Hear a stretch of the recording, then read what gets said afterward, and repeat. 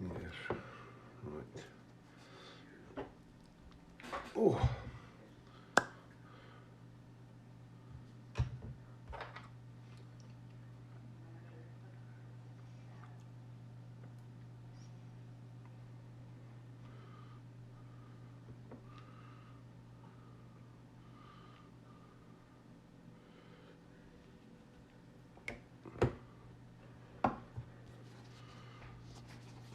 Good morning, good afternoon, good evening.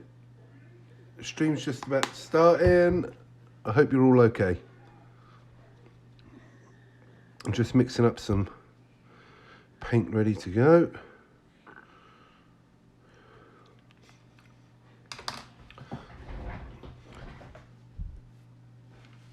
So tutorial today, as you've seen from the advert, is obviously how to paint Song of Ice and Fire miniatures game, the Mountain Men, which are a unit that are in the Lannister army. They belong to House Clegane, or the Mountain. So this is how the models come. Just red plastic, all one-piece mouldings, no gluing, no assembling required with these models. Literally get them out the box like so, which I know a lot of people would probably like. We're not having to deal with gluing or assembling. Some people say it takes away from any sort of posable options for the unit, which is technically true. I don't mind, to be honest, less thinking involved. This is how they come. What I've done is I've used Surface Primer by Vallejo. It's the plate metal primer. You can get that from any good hobby shop. I know Common Ground and Marionville Models stock those. And this is the effect. Goes on quick and easy with the airbrush. Some bit more areas on this guy to do. He is a Mountain Men. There's 4 different poses in the box set, along with a standard bearer, so I suppose technically 5. And then what I've done is, to dull it down, I've just put an Anthrax wash over it. One, that's to make the metal duller anyway, which is what I want to start with as a base. But also because of the yellow I'm painting on, I don't want to be painting over pure metal. It will just take away from it. So that's how it looks after a quick wash. It hasn't got to be perfect. It's just getting the main areas that we're looking for. So the first colour I'm using in the yellow series, Games Workshop Everland Sunset. Great base colour. A little bit thick for my liking, so I have thinned it down a little bit just with some flow improver.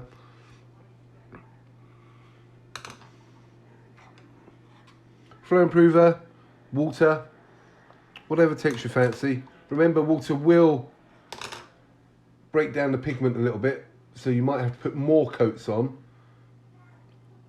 but does effectively the same job.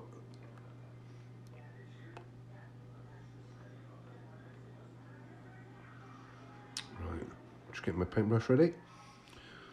Remember, feel free to introduce yourselves, where you're from, who you are. Right. So I'm going to just start applying this sunset on there.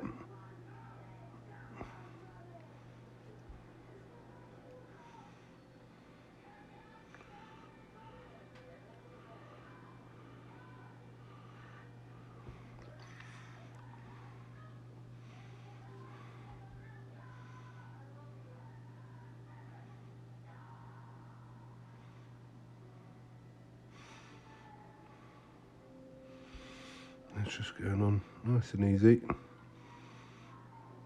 Quite a big surcoat on this one, or tunic.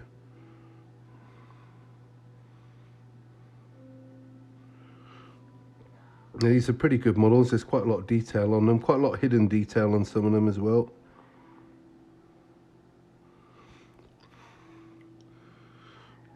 I could have maybe not thinned it quite as much, but the problem with that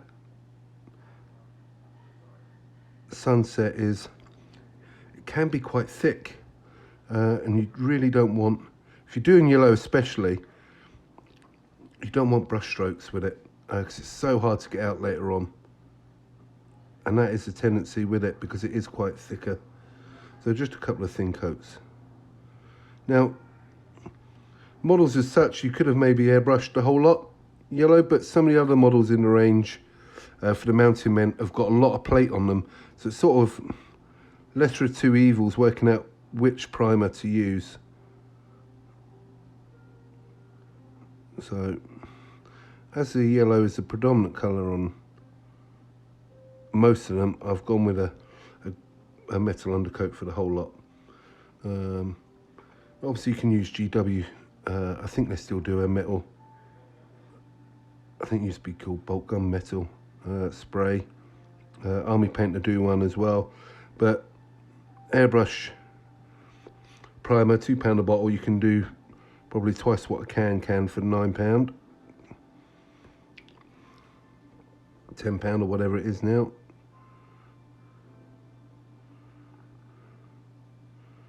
I'm not taking away from rattle cans, because certain armies I do prime with pound shot primer, grey primer, works just as well.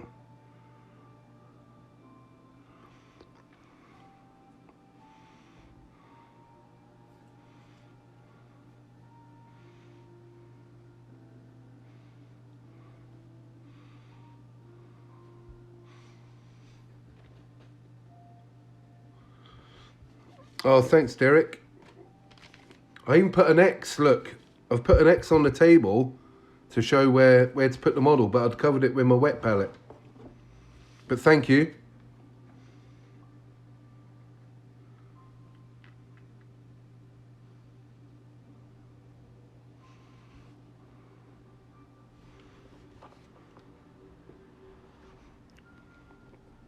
The brushes I'm using are just GW brushes. Like I say, it's just watered down Avalanche Sunset. No, it's not. Avalanche Sunset. Sorry.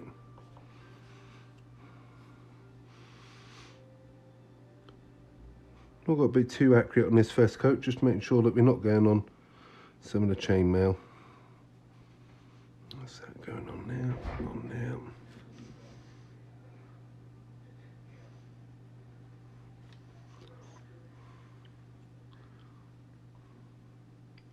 Have you talked about Prime yet? No, I haven't talked about Prime yet. Do you mean as in the free subscription you get through Prime?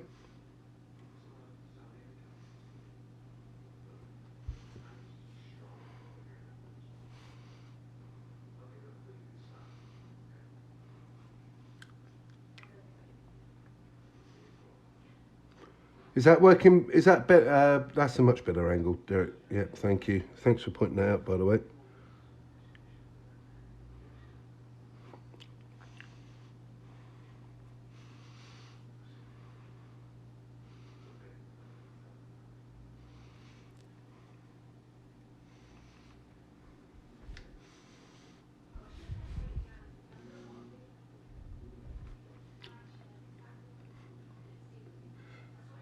Oh, you must have missed that bit. The primer I used, and I'll put it back on there, was the surface primer from Vallejo.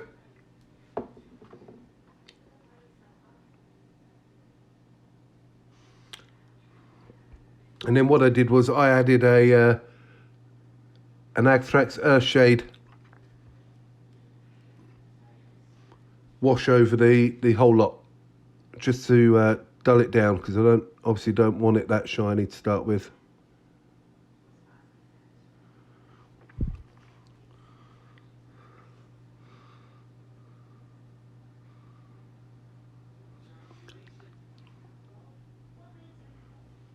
Yeah, I think that was right at the beginning bit, so don't worry about it. Any questions, just ask. There's no drama. Like I say, I've watered this down with Flow Improver by Vallejo, but as I explained earlier on, you can use water. It's not a big issue.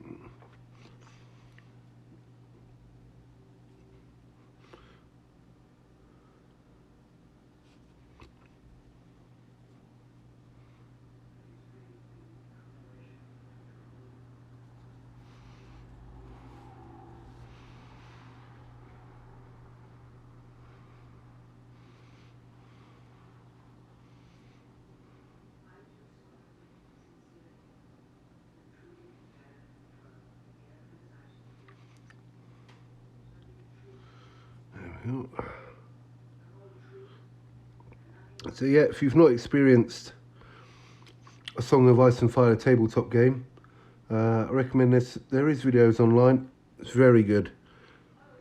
It's not like fantasy. Well, it's like fantasy in as much as you have movement trays and you have blocks of units, but you get the whole aspect of the intrigue with each faction has its own set of cards, but you also have a zone on the board which is for what happens in the court, or the court, and how the NCUs interact with the game. It's very good.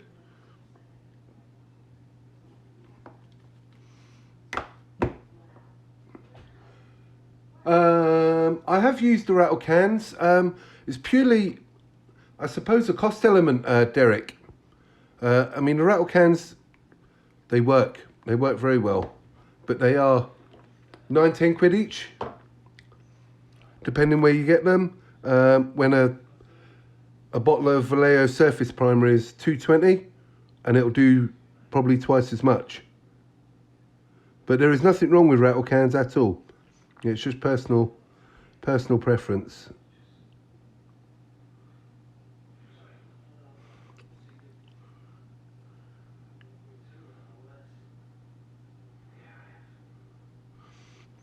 But it has been a while since I bought a rattle can. I think it's still called bulk gunmetal, or it'd be something very similar that GW do that would work just as well.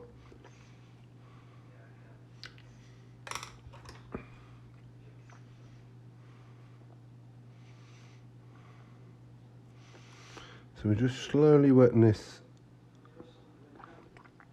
sunset around all the Surcoat.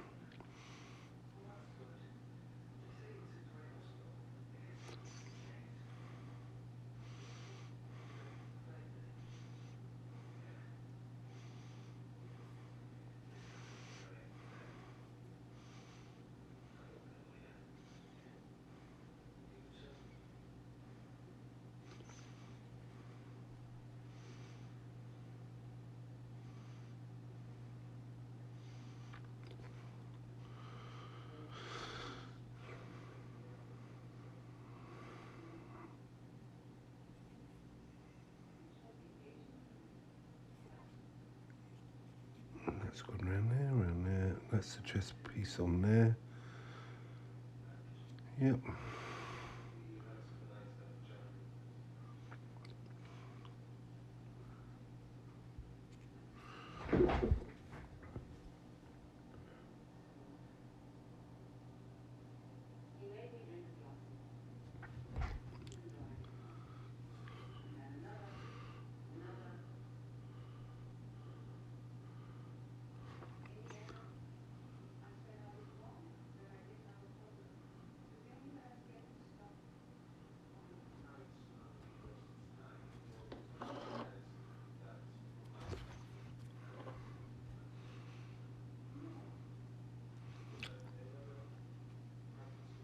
Lelch belt. Oh, yeah. Right, thanks, Derek.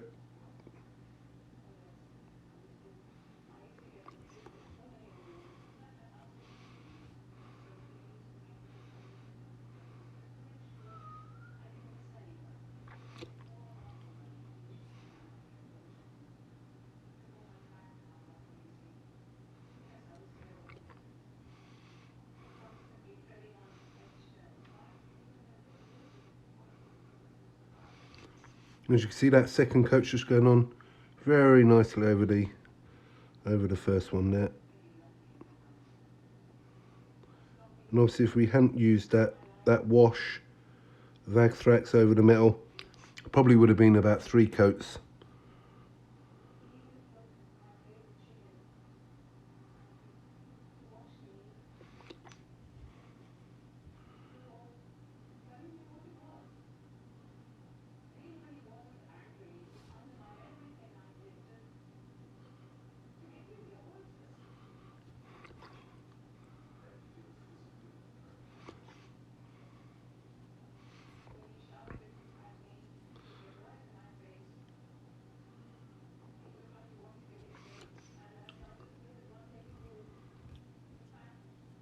Hope you're going to work on that bass. Yep, little Jimmy, already done a bass. Already got one here, pre-made up. I was waiting for that sort of criticism.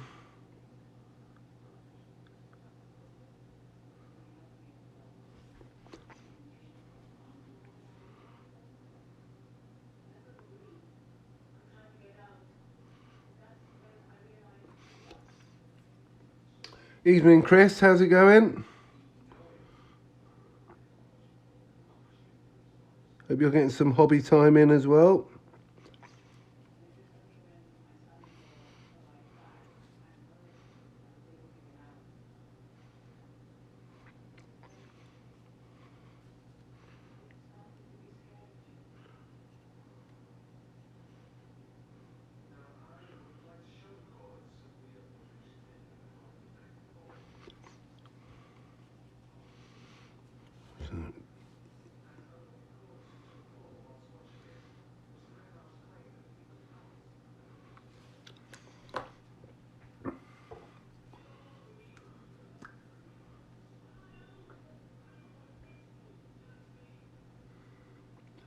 Oh, that's okay, mate.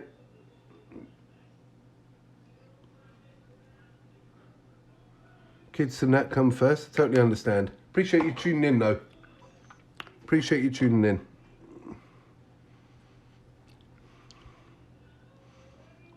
I ordered the new Osprey book for the Crusade Rampant as well.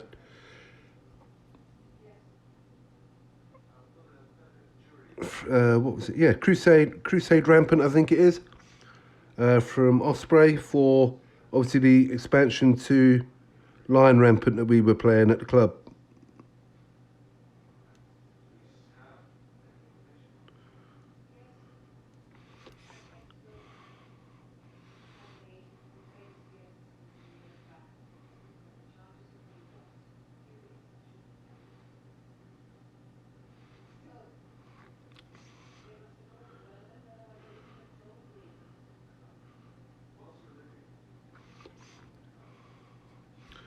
Just working this yellow around.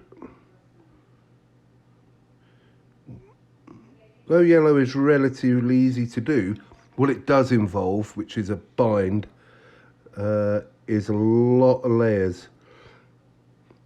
So once you've worked out the colours you're going to use and the process, it is easy, but it certainly is not a quick process.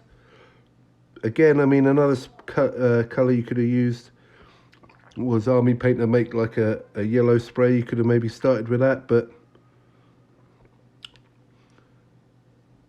as I explained, I feel that metal is the best undercoat because the majority of the unit is metal. A lot of plate metal, a lot of helmets. So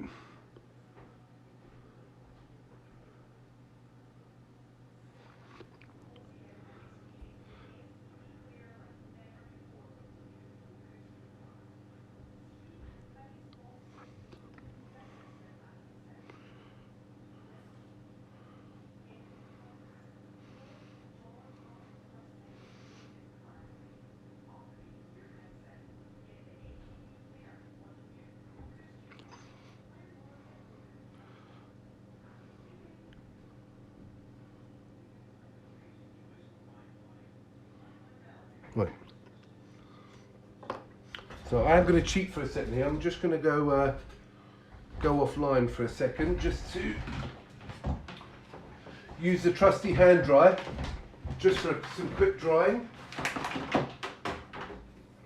So there will be a little bit of noise.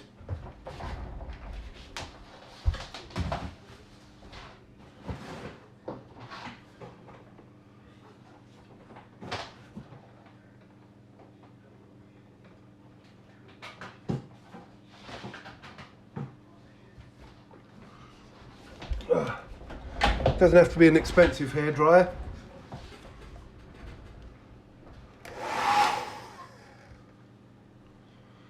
Yeah, I think it will, Chris, yeah. It wasn't expensive either. As you know, those Osprey books are very small.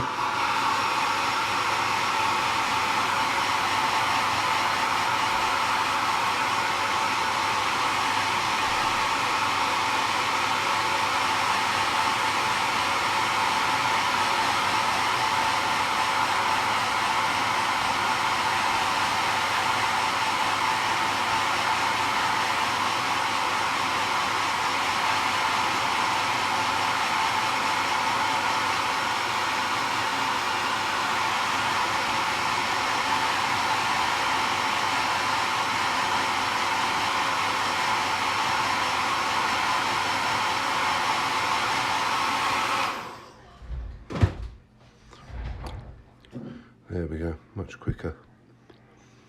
So, just on review there, I can see there's still a little bit of metal showing through there. So, just another layer. So, our friend Duncan was lying, 2 thin coats. Well, clearly didn't work.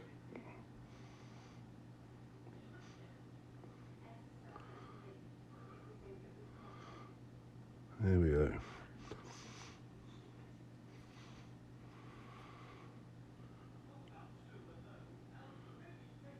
And actually, when you're doing yellow, the most important part is that first base layer.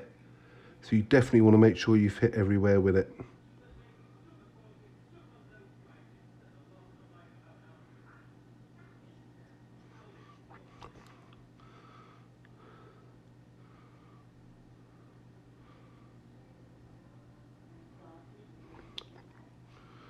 A little bit on the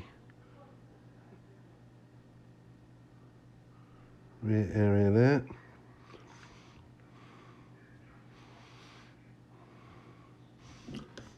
And then a small detail brush there. Oh, Martin, how are you doing? Thanks for tuning in. Nice to see you. Well, hear from you. Hope you're keeping well.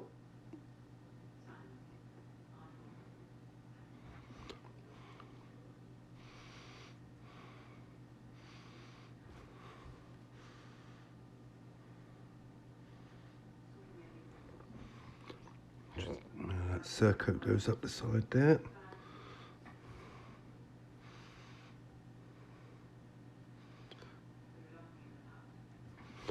Now, I know a couple of people have left some appreciated feedback from the previous videos about lighting and camera angles. Now, never going to dissuade anyone from leaving any comment where it's either positive or negative. That's how the channel grows, how the quality grows. But people have to bear in mind that I've not got an unlimited source of money coming in, and I know there are certain things that I need to buy, and obviously these things are having to be saved up for. But I do appreciate all the comments and feedback.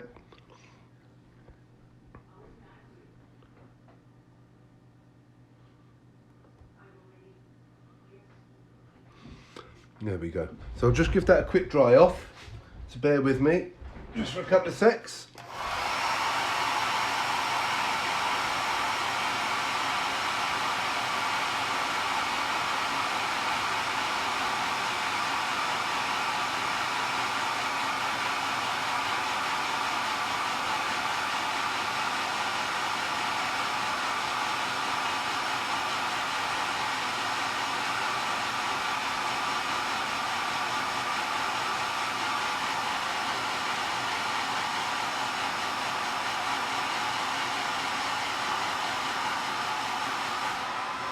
Well, if you're painting yellow, Martin, this is the tutorial to watch.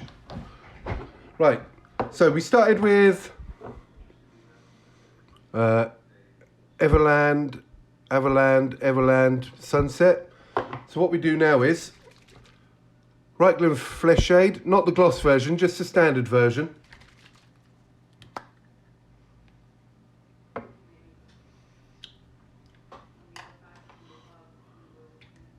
What we're going to do is wash that over the whole model.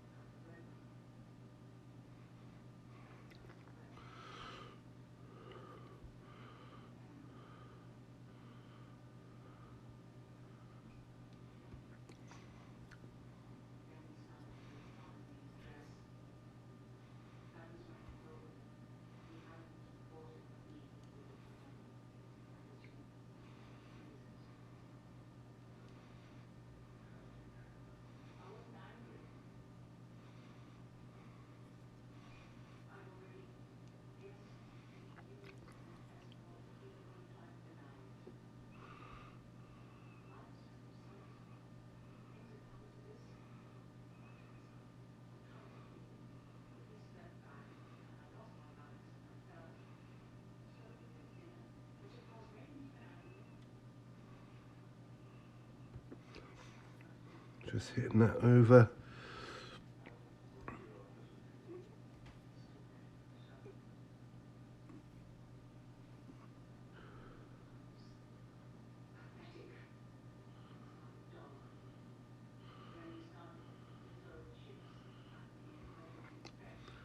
And then any areas where it is pooling, just to take that excess off.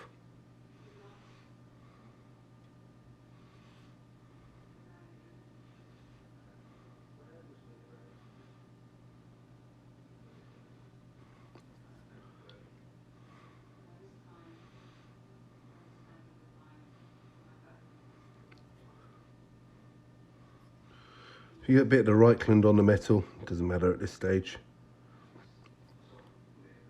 But try and be as careful as you can.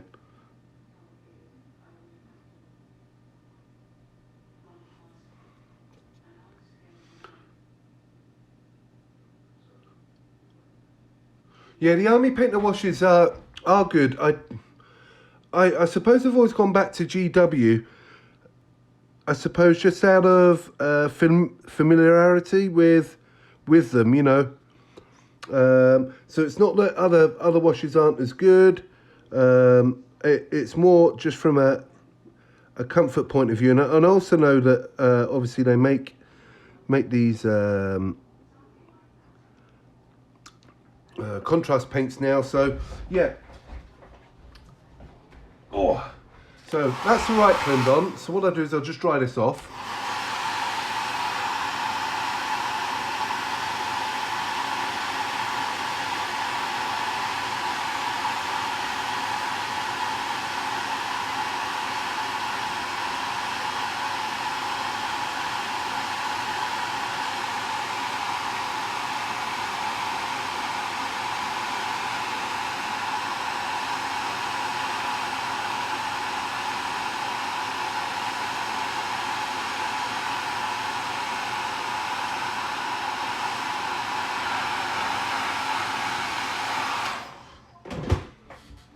So that's dried off there, so you can see it's toned it right down. But what I'm going to do now is I'm going to use obviously the Reichland, and I'm going to go into some of the areas where I'm going to almost want to do like a pin wash. So I'm just literally feathering it into some of the areas where we want some shadow when we're building up our highlights. Now obviously you'll know what they are with your own model because you'll be looking at it, but I'm obviously going for like the creases, recessed areas, just where I'm going to want it darker to give us that depth.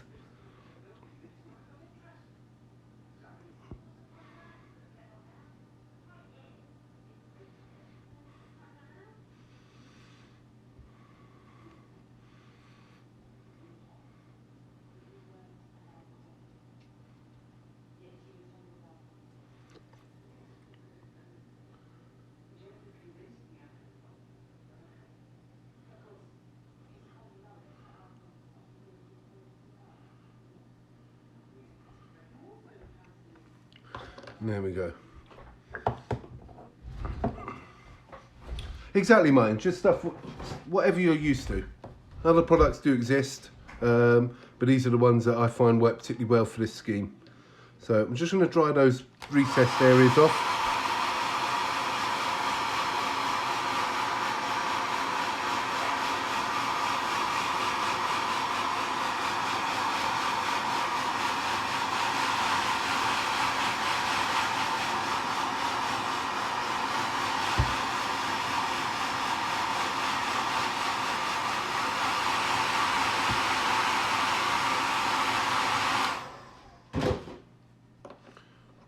And that's that dried there.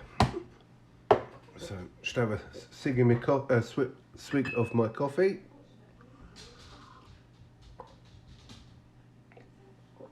I'll lay that down there.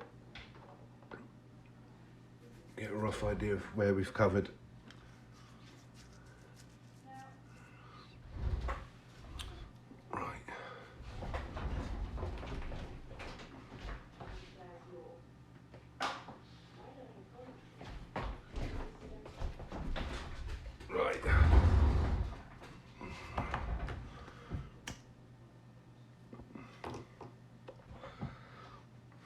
So what we're going to do now is almost like a glaze, back with that Everland Sunset.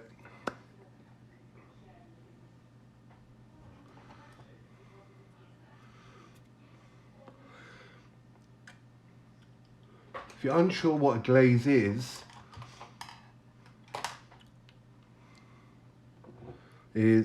basically the original colour you've started with,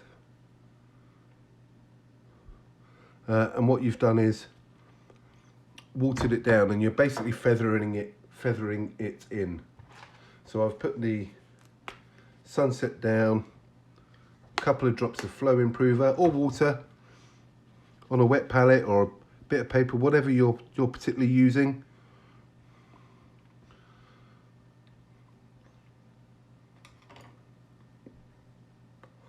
I'm using one of the painting sheets from Hobbycraft, which I think is about £5 for 50 sheets.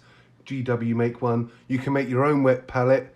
There's multiple different videos on YouTube on how to make a wet palette, or Army Painter probably make the best palette that you can buy straight out the packet, and I think you get that from your good local hobby shop for about 20 quid, depending on whether they give a discount or not, but give or take, that's how much they are.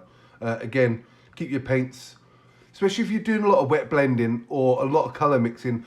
Wet palettes are fantastic because they'll keep that colour in there dry overnight. You can come back to it next day, pick it back up. You haven't got to remix that colour, it's already there. Great idea.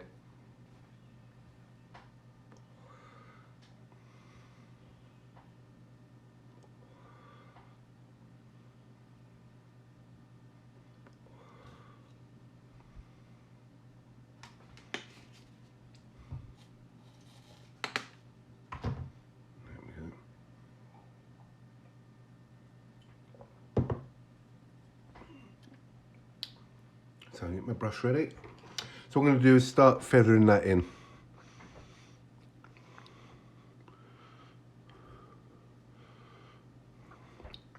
Use a thinner brush. Start at the top.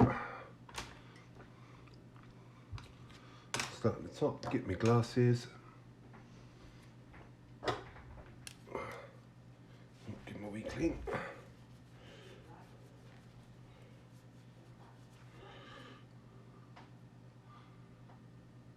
Yeah, exactly.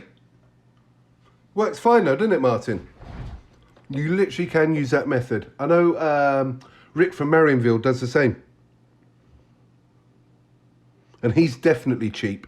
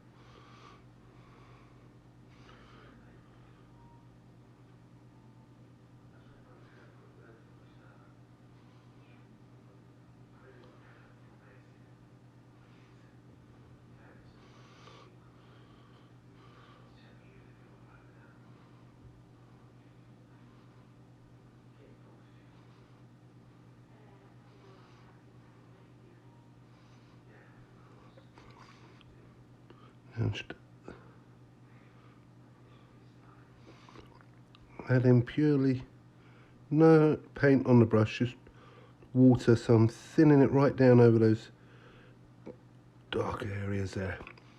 There we go.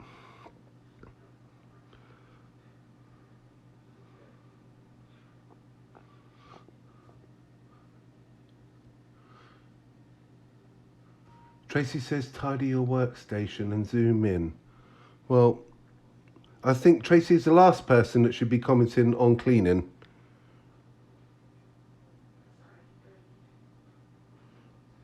But she does make a valid point.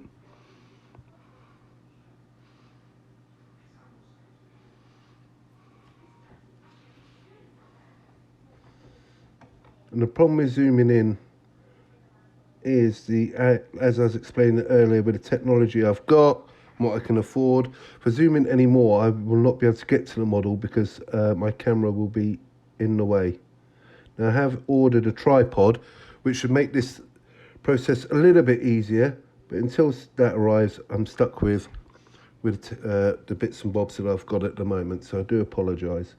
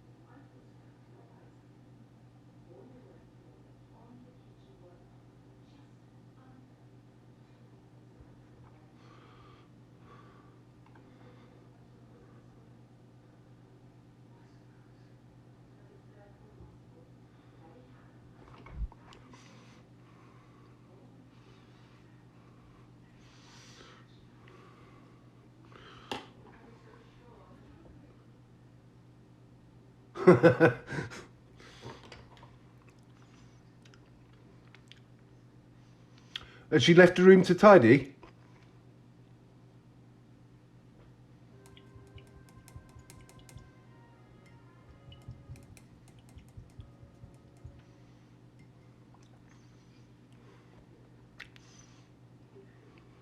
So what's everyone else doing hobby-wise at the moment?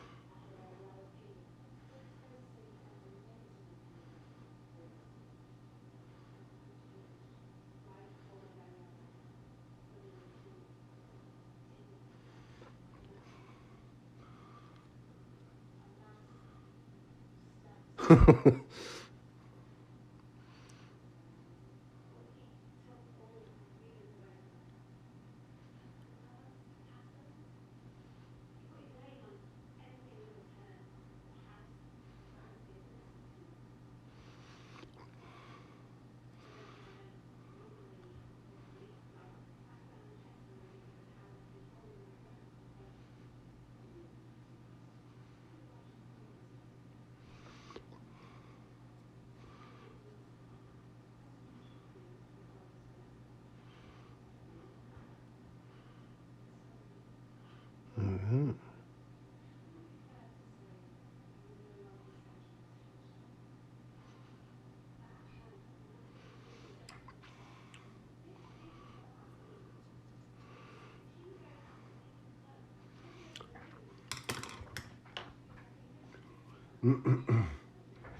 There it is.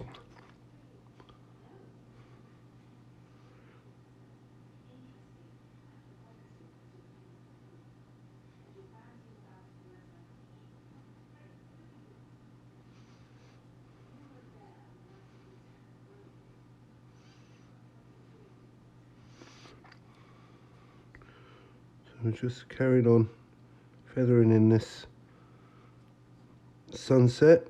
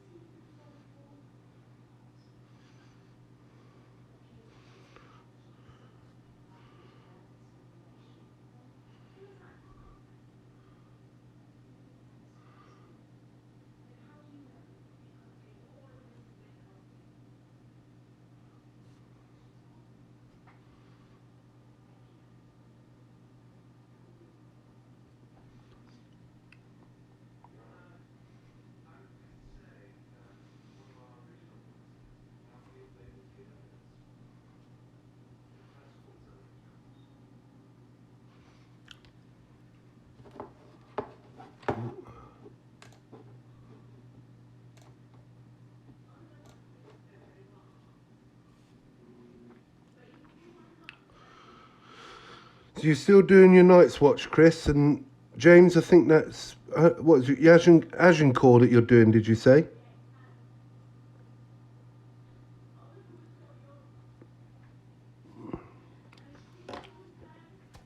Right, so there, we've put colour on, added on in some shadows, kept shadows that are already there, and that's the first layer done. So what we're going to move on to next, I need to dry it, so again with a hairdryer.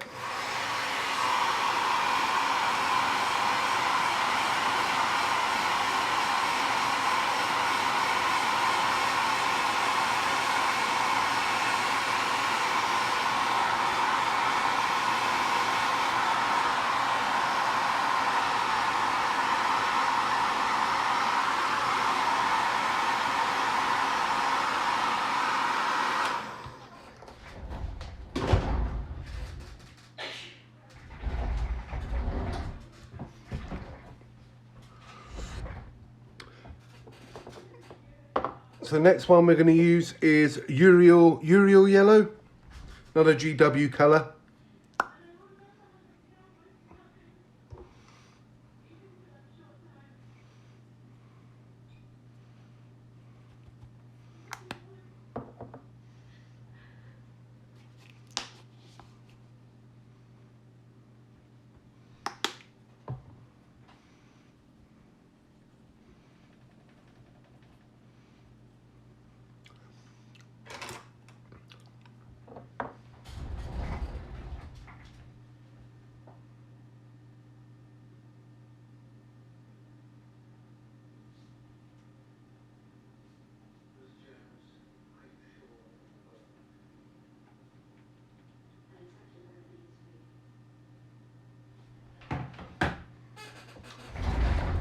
So Uriel Yellow, yes, using the same process.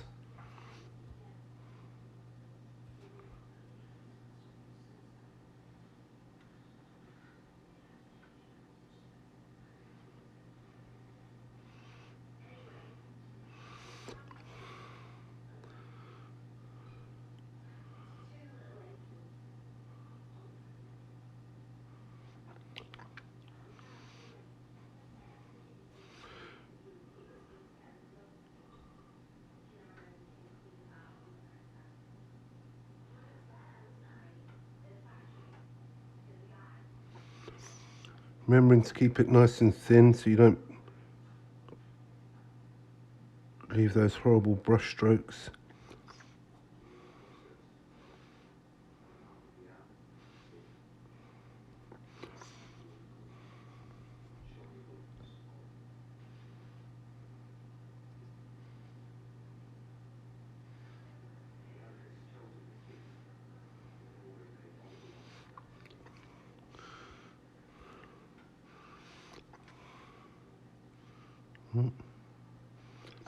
Just off that boot now.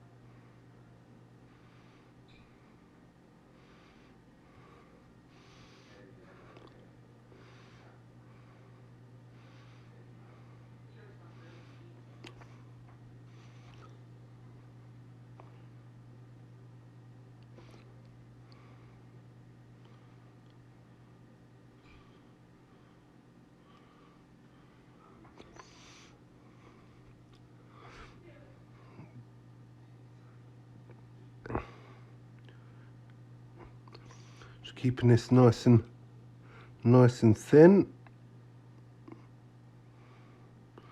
and leaving some of that other colour in the recess so we don't just block it right out, all that previous work we've done.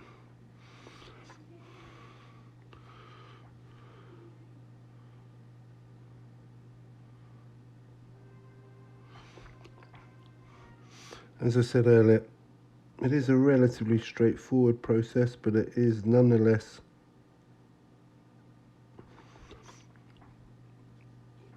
a long process.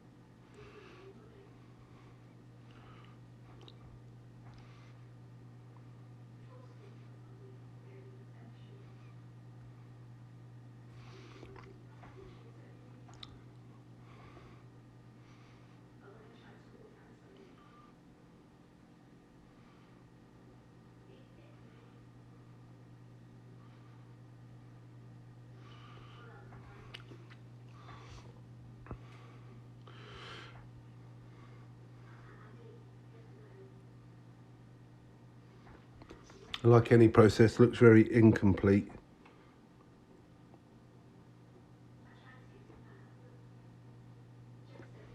until you're done.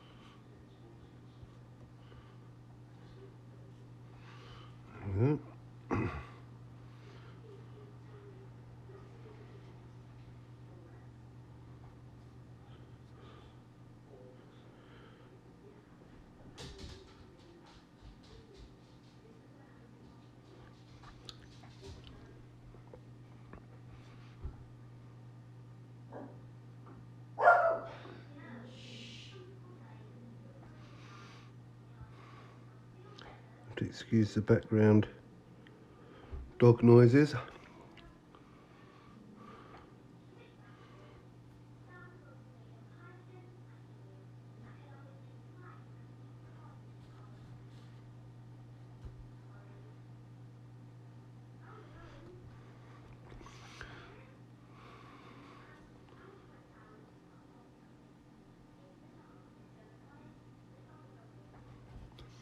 There we go.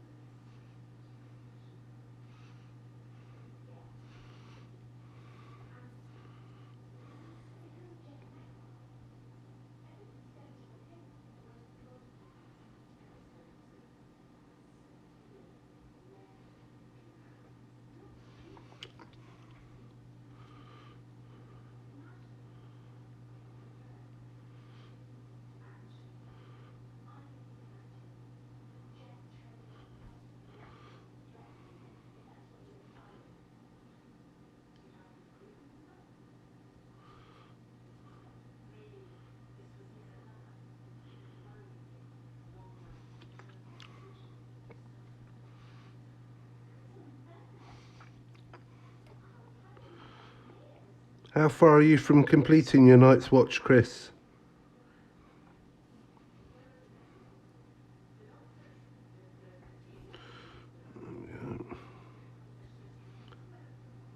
There we go. Yeah.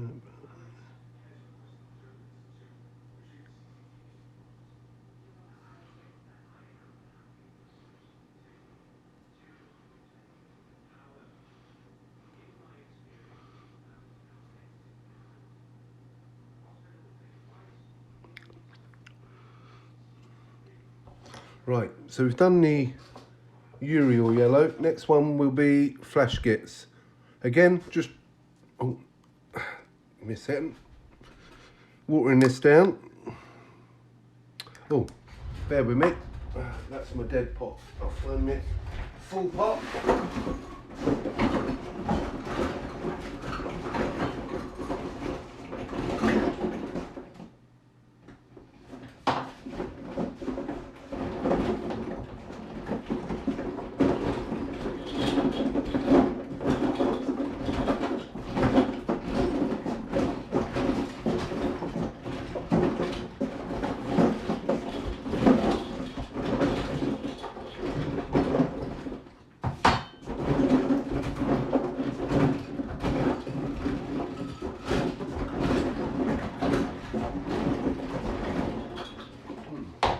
Which I can't actually find, but what I'm going to do is a very similar colour.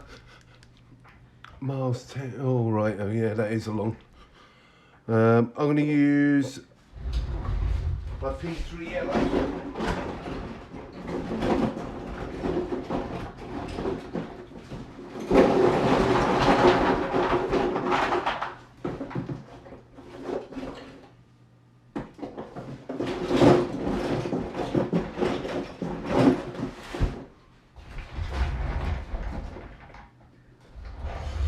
Yeah, can't find it, so I'm going to use my P3 yellow, which is pretty much the same colour, Foundry, sorry, which is just a yellow bead, but it's pretty much the same, but the colour you can use is Flash Gits yellow.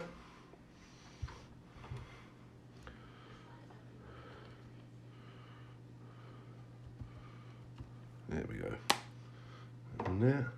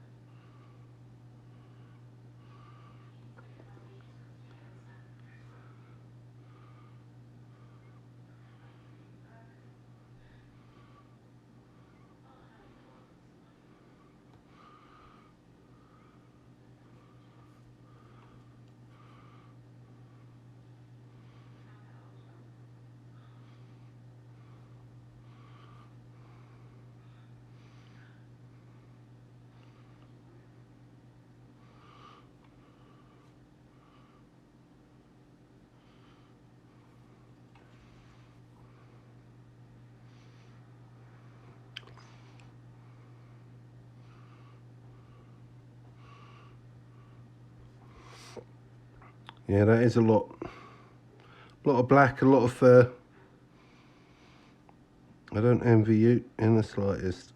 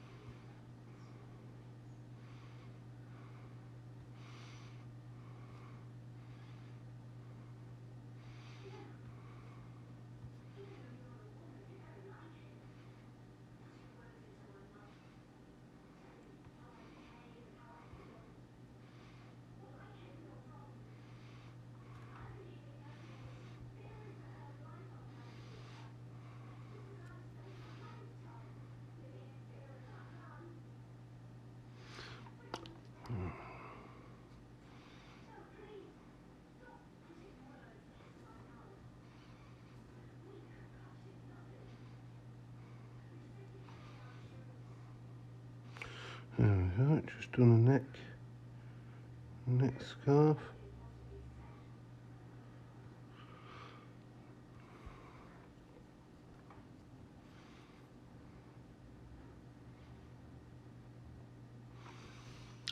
There we go, so just dry that off. Yeah, exactly, James. I'm surprised that you didn't get to assemble them. I thought that was your bag.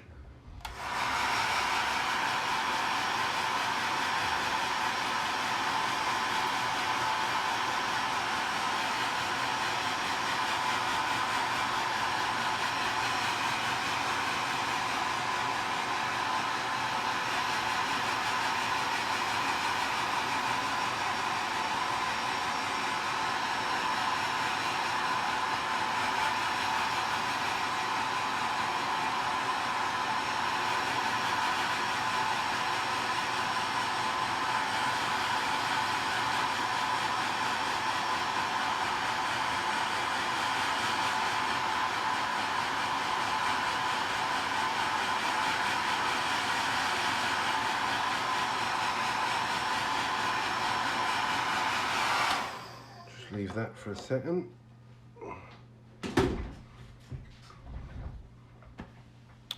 Next colour you go into is the Dawn Yellow. Now this used to be an edge paint, but it's now a layer paint.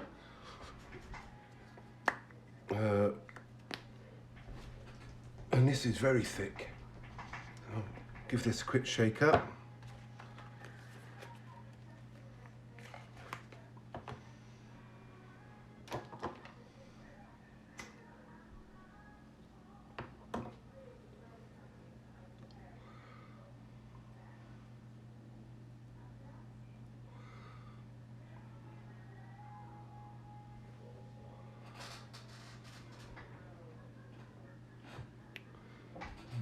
Where's that gone?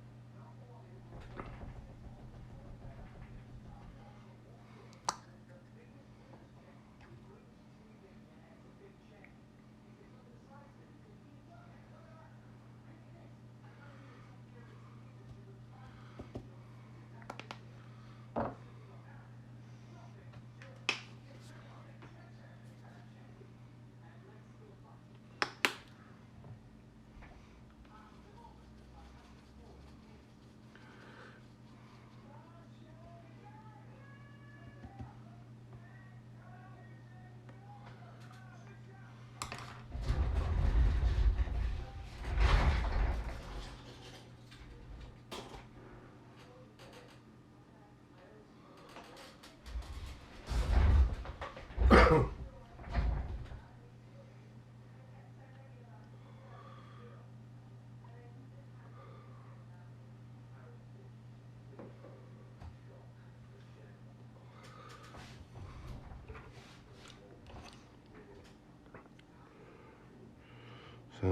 just having a quick inspection. There's a couple of bits there that I'm just going to go over with the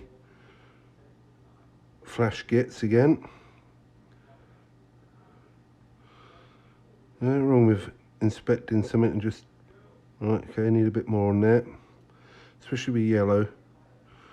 Any sort of mistakes are actually quite hard to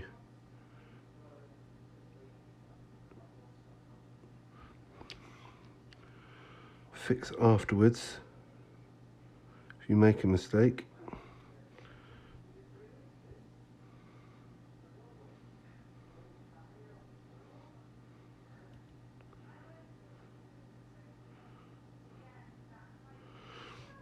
There we go, just a couple of bits.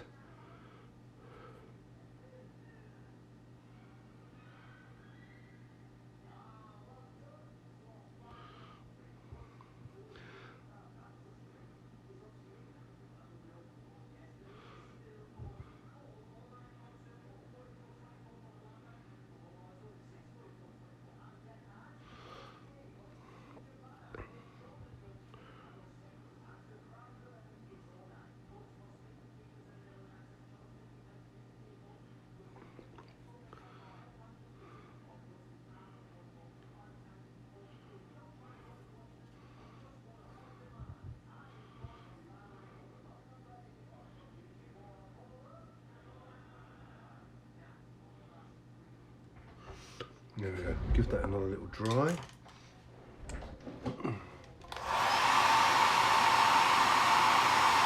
Oh, hi mate, how you doing? Excuse the noise of the hairdryer.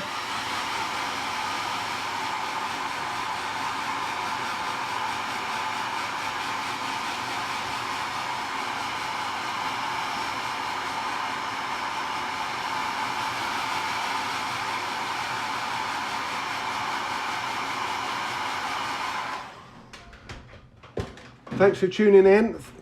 Ginger 8 Ball, much appreciated.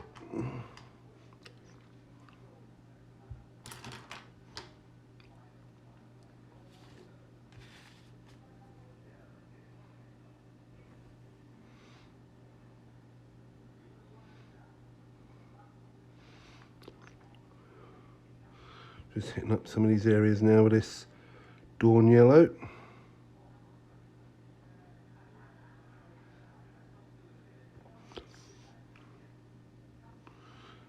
Well, now there's a lot of hair with a man bun. Yep, it does take a while.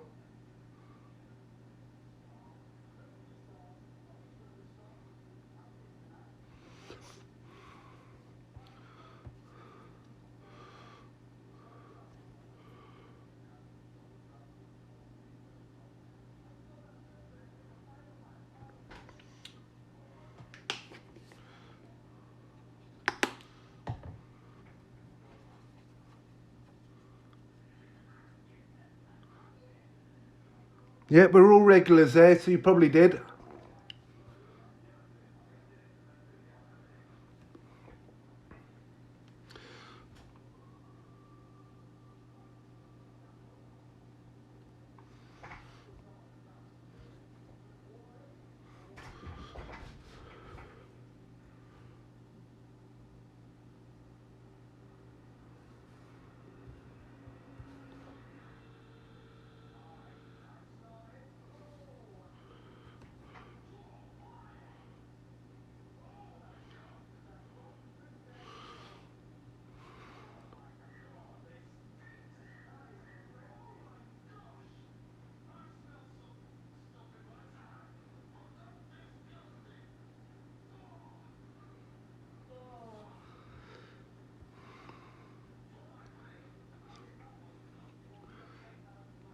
How's lockdown been treating you, Ginger 8 Ball? You been okay? You had work?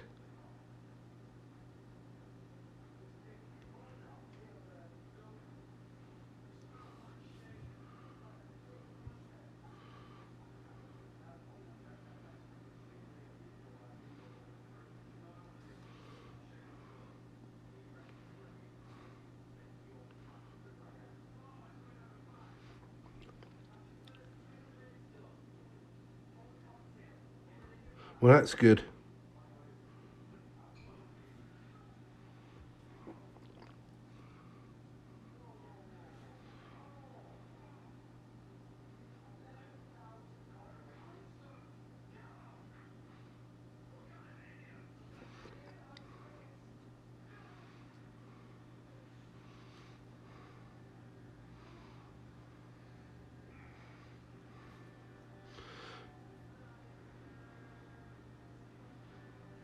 Doing these.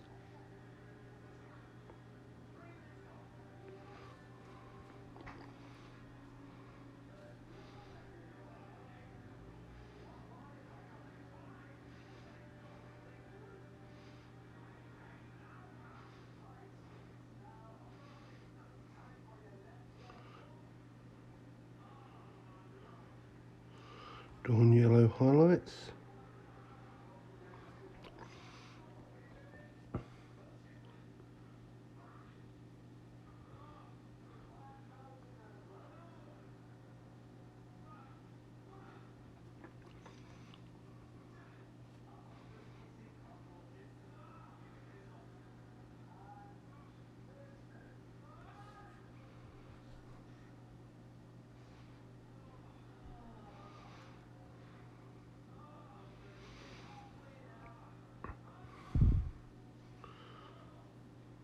Yeah, you have to put some progress pictures up, James.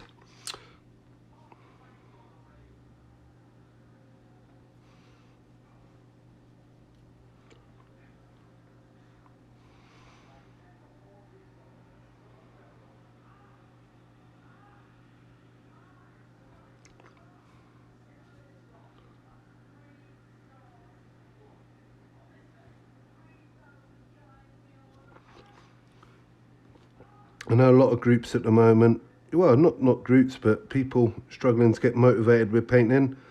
Another part of this tutorial one is to help me get back into the swing of the painting, but obviously some beer and some banter and get some hobby chat going on. Obviously during lockdown, 9th edition, 40k's been released, but only really got one tournament in before the lockdown restrictions have sort of stopped that. Or was it 2 tournaments? I actually can't remember, but it wasn't many.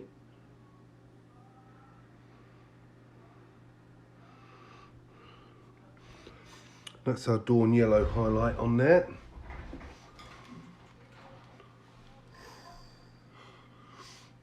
And what is it, 40k or Age of Sigmar?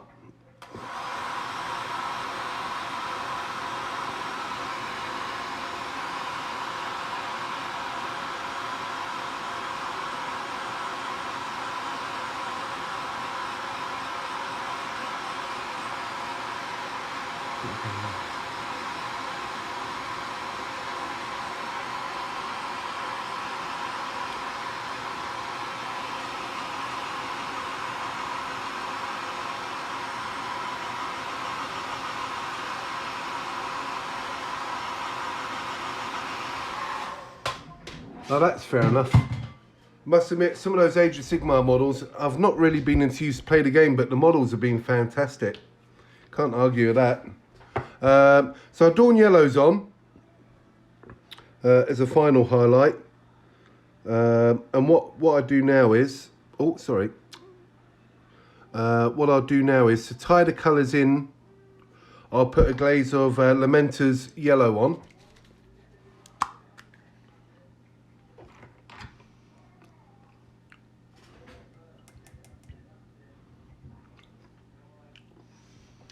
I do, Martin. Yeah, part of the Scotland team still. Though I've not really played this year.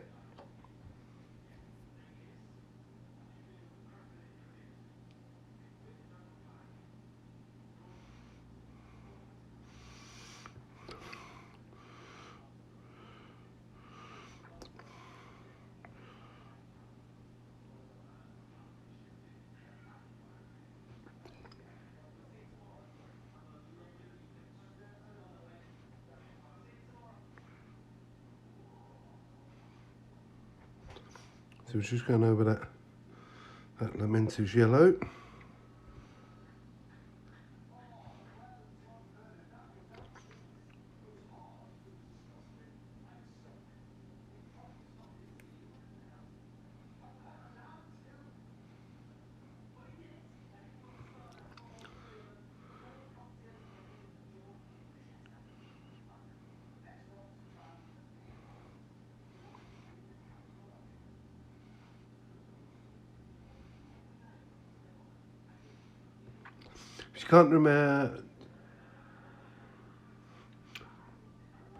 If you can't remember, any of the colour combinations I've used or the steps, what I'll do is just drop me a message and I can,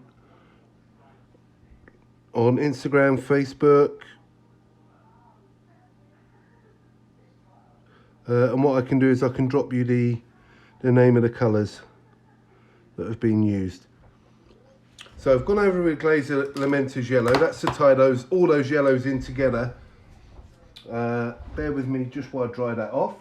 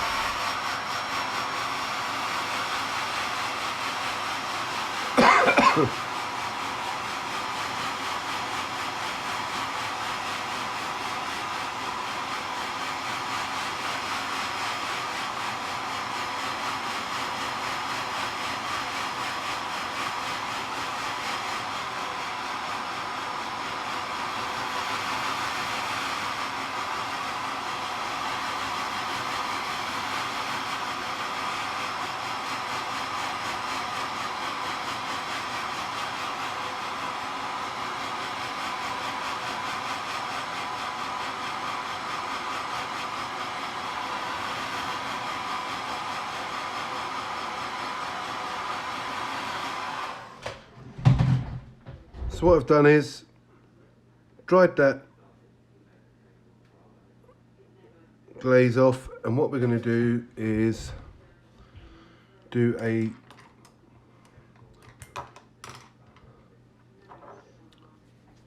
final highlight of Dawn Yellow. Ginger Ale, yeah, I totally agree.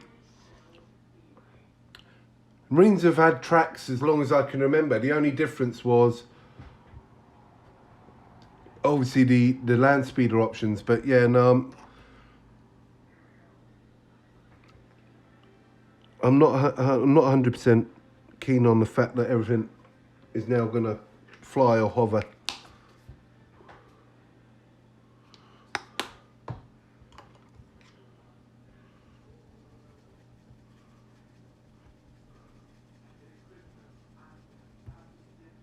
And the Primaris models, Martin, you're right, they are beautiful.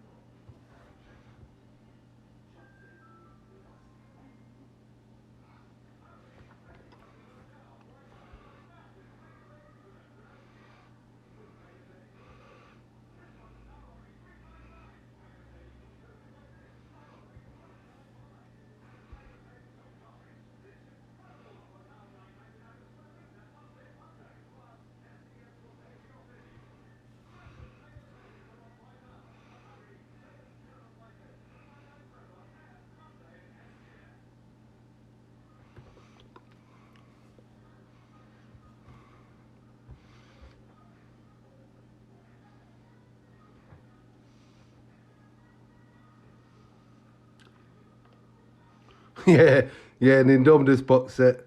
The infamous Indomitus box set that, yeah, they probably made about 30 copies of for the initial launch. Yeah, everyone complaining about not getting any. I know Rick, I saw a picture Rick from Merionville put up in his storeroom full of Indomitus boxes.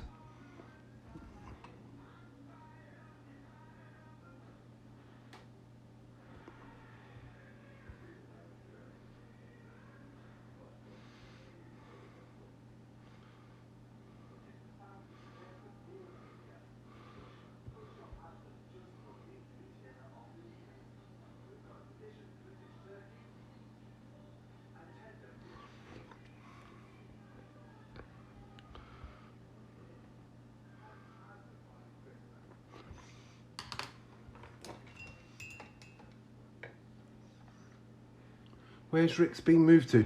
It's probably only about 5 minutes away. No, yeah, he's still in Livingston. It's probably 5 minutes from where the old shop was. Really not far.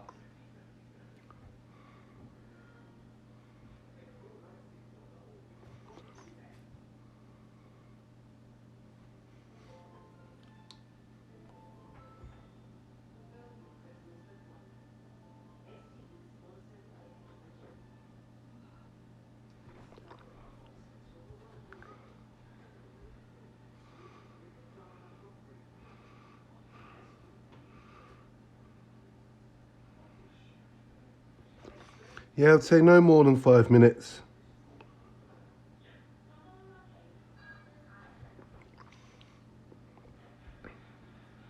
But if you're in Falkirk, then yeah, he is. He's not closed for He's not closed for lockdown as such, as in he's still trading. You can order online and get your deliveries. You can do it almost like click and collect as well.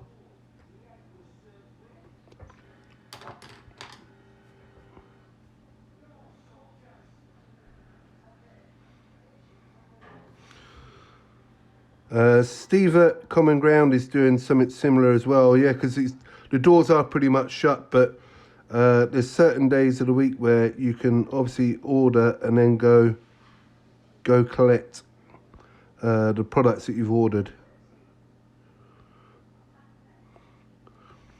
and then see what happens on the 12th when there's a review, I suppose. See what the SMP decide.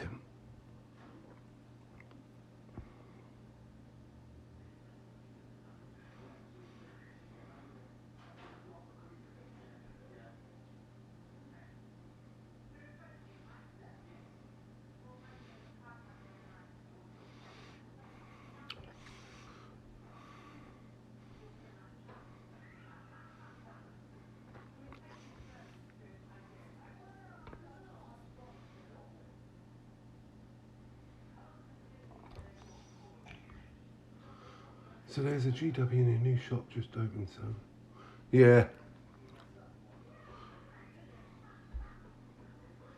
Yeah, I think it's Donzo that's still the manager of the GW Falkirk.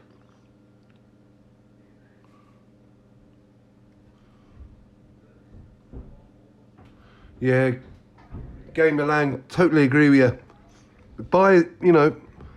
I know every game is the same. We all want to buy, we all want to get stuff cheap, but I think at the moment we just need to really consider our local shops and buy local where we can.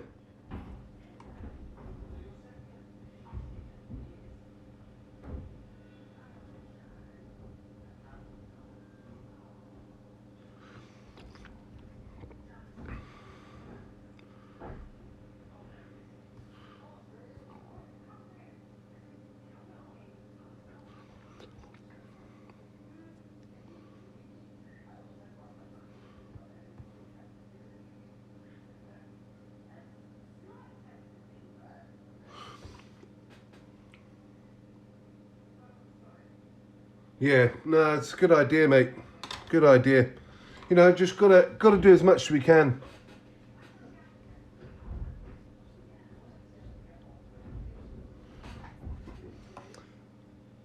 So that's had our Dawn highlight, Dawn yellow, over our Lamenter's glaze, and that's that complete for the yellow. So that's quite involved, as in there's quite a lot of processes. They're fairly straightforward and work pretty well. So the colours, just to go through it again, a base coat of Everland Sunset, then a wash of Reichland,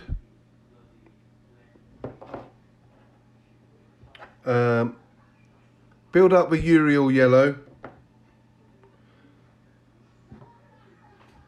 then Flash Gits Yellow, and then a Dawn Yellow. Then what we did was we washed all that with Lamenters and then went back with a Dawn Yellow. Like I say, if you forget what the recipe is, just drop me a message. I'll happily message you back. And that's how it turns out. And you've got those lovely Reichland wash in those shadows there, and it comes out pretty well. Obviously, when it ties in with the metal on the finished model, here's the mount. This is the mountain from A Song of Ice and Fire. But yeah, when it ties in with all the metal, it actually comes out very nice. Now, this particular model is a good example because there's so many creases pre-made into the cloak. It really does lend itself to, rather than having to make shadows that are already there. But yeah. Oh, thanks, Ginger 8 Ball, appreciate it. So that's the yellow. What I'm going to do is I'm going to quickly varnish that just so I don't ruin any of the pigmentation on it.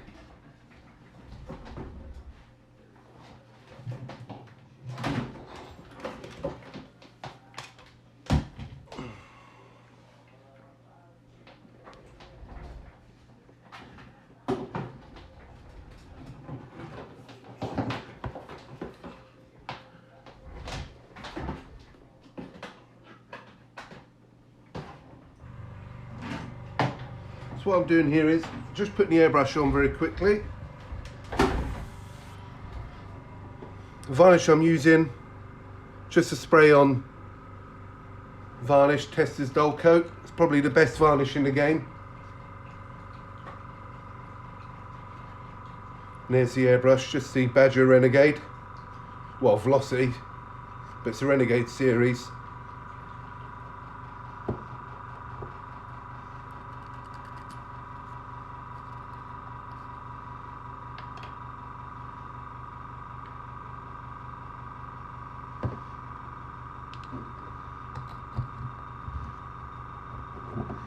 You can see there's not much in there.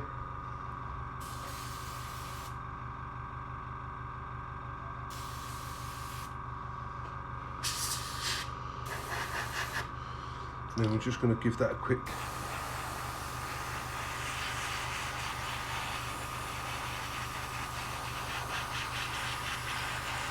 coat over the yellow just to protect it.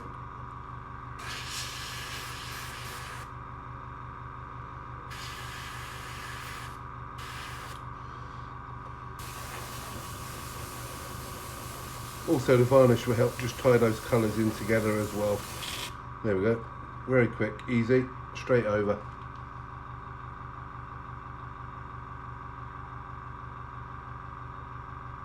Oh, thanks. I almost use your real name, your slave name as you call it. Gamer Lang, appreciated. It is the best part of the hobby. The modelling part, or you know, the painting part.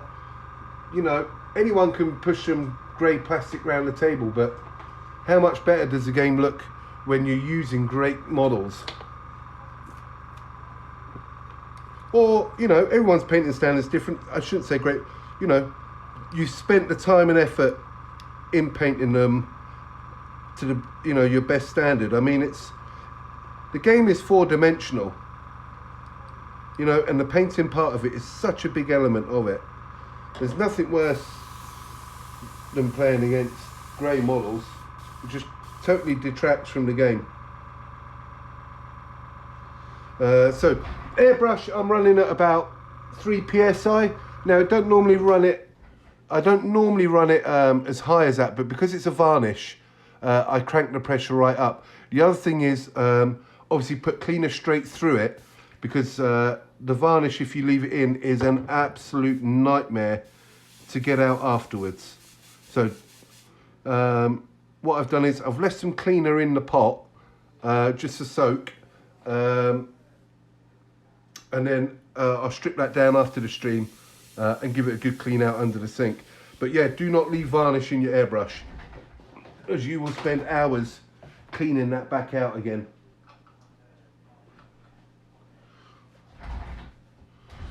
But you know, I use a Badger. I know obviously there are other airbrushes on the market. That was the one I particularly got at the time when I first started getting into it, so I've always stayed with them. But I know Iwata make them. I've also used the free airbrushes that come with a compressor set on Amazon. They do a compressor and 2 airbrushes for I think it's about 90 quid. Those brushes were perfectly fine. Don't get me wrong, they are noticeably different when you use a Badger, but not noticeably different that you can't use them. So yeah, that's with a dull coat varnish on there. That's just tied all that in. So that's our yellow sealed in. With that varnish on there, we can touch that model and not worry about paint coming off in our fingers. Just the natural oil in your fingers takes it off. And because we've done so many thin layers, it also obviously weakens it. So that's that done. So bear with me a second, just while I put these yellows out the way, and I grab the metal set.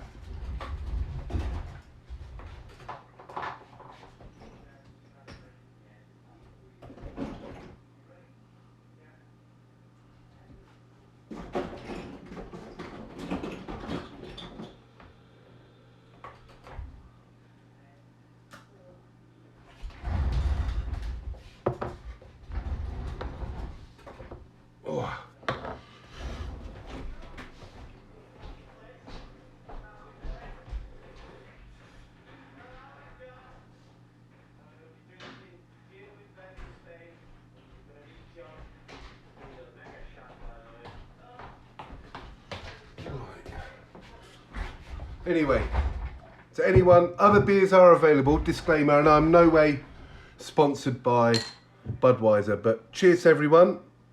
Thanks for tuning in.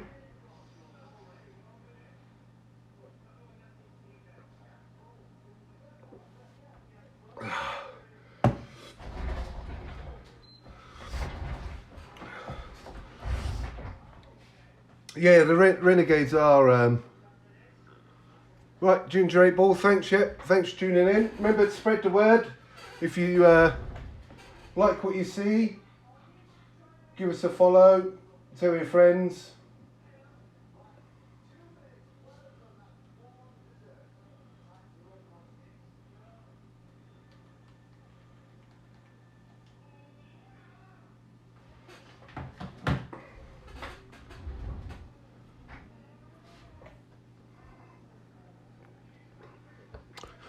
Martin, see you later, buddy.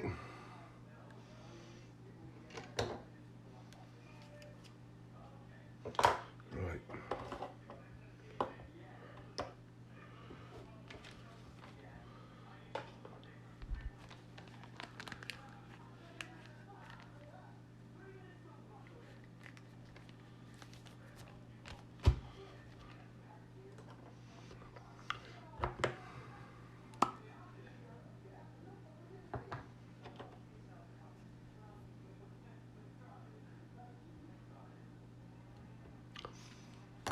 So the base colour for the metal that we're going to go over is lead belcher.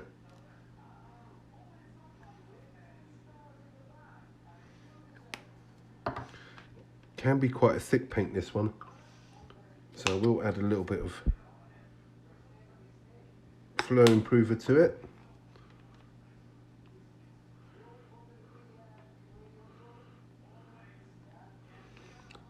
There we go.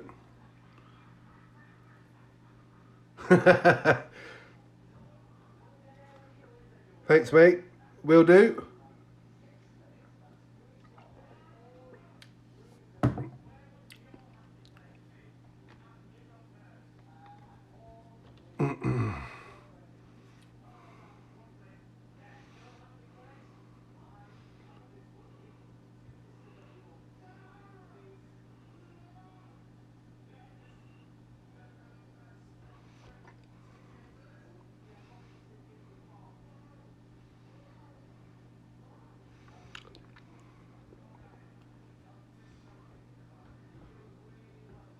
What are the point things? LOL. Basically, you spend them to make me do things. But you earn them by obviously every minute that you tune in to the stream.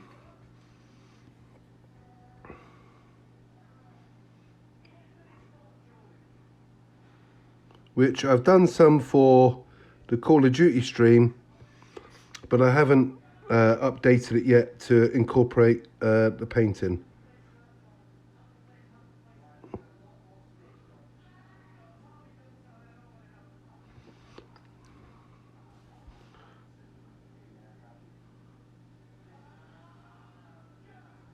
There we go. Just taking our time.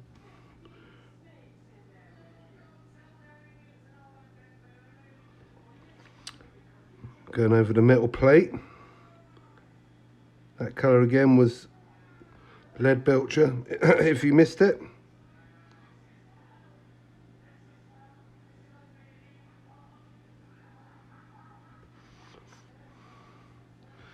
But like I say, it is quite a thick paint, so I have watered it down with some flow improver. You have to be careful with metallics. If you water them too much, the actual metal pigment separates and they don't water well. So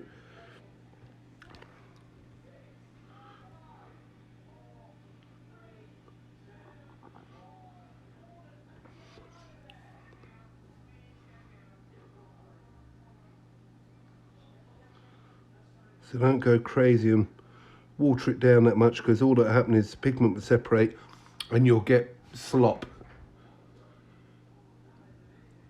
Points are for pole dancing, yes. Yeah, they do, James.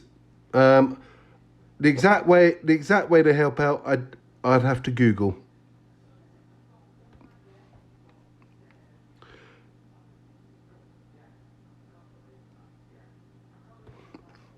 Obviously, if you've got Amazon Prime, you can link your Prime account to your Twitch account and get a free subscription every month that way.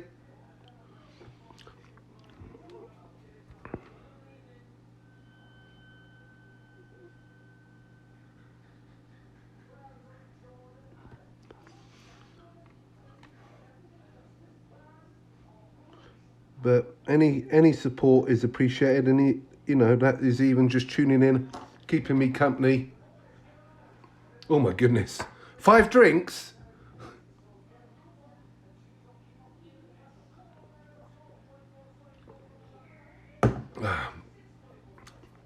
Well, that's my bottle of beer nearly finished.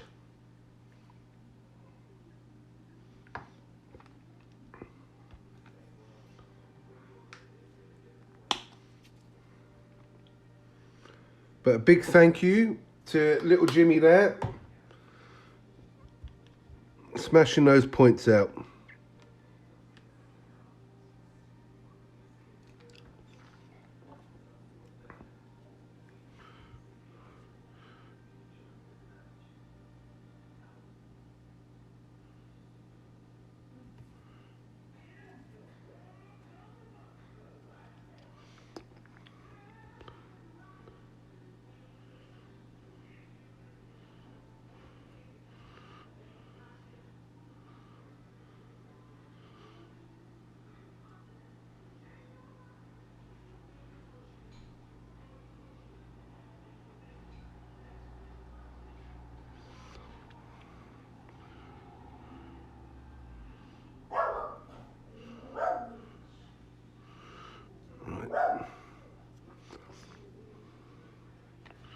These metal areas here.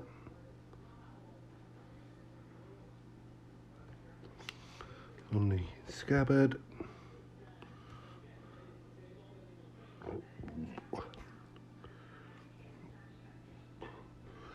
There we go.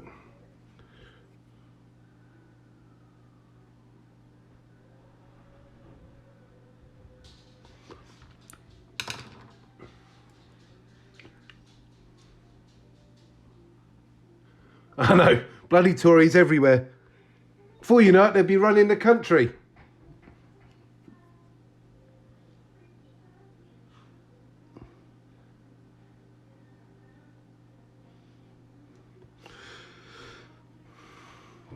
But you can basically link your Twitch account with your Amazon Prime, and that gets you a free subscription to any Twitch channel that you desire for free.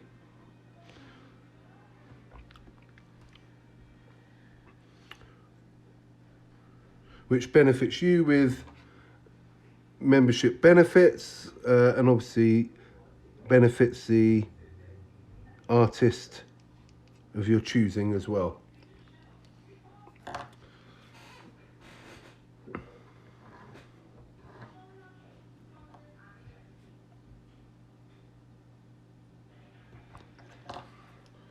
So that's the hilt done. Where did I put that brown? There we are.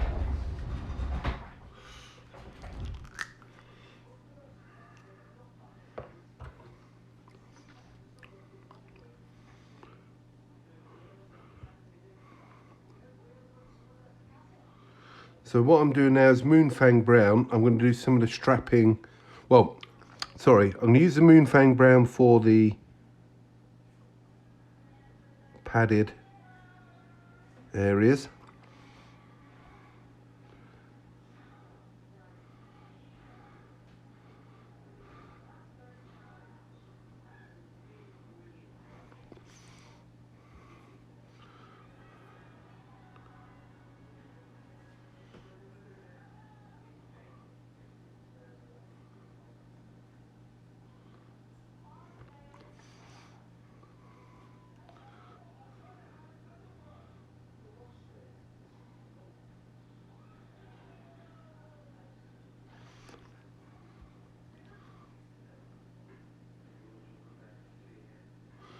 So what's the rules for this?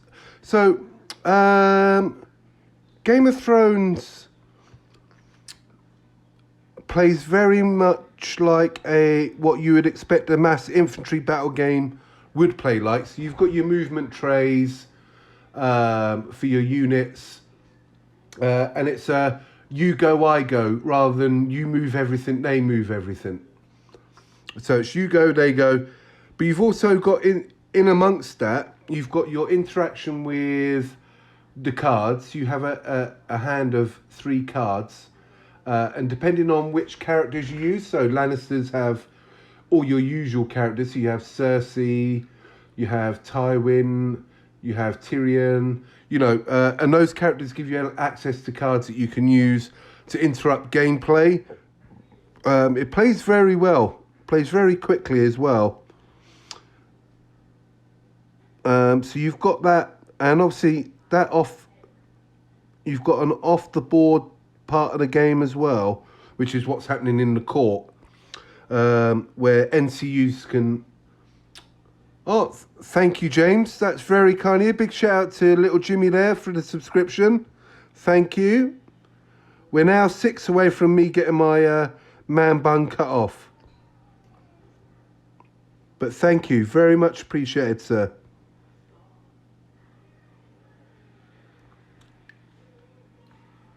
Nice one. Thank you very much.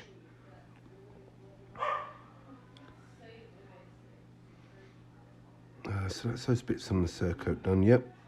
Yes. So I'm just going to add some black to the strapping.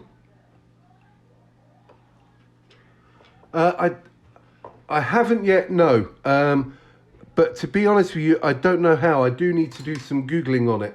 That's one of the reasons why I haven't.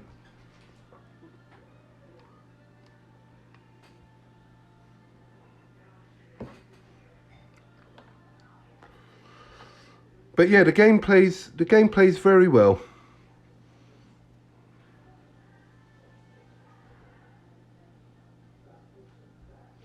So sorry, I've just jumped ahead a step there. So I've used the Moonfang Brown on the padding on his arms.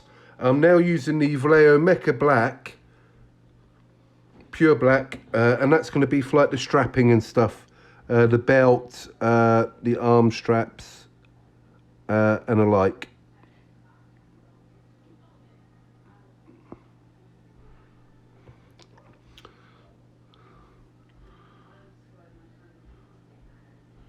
A phone at the moment. Gamer Lang for the painting streams. Obviously, I'm in the process of trying to save my pennies for a camera. Bit like yourself for your trip to Ukraine.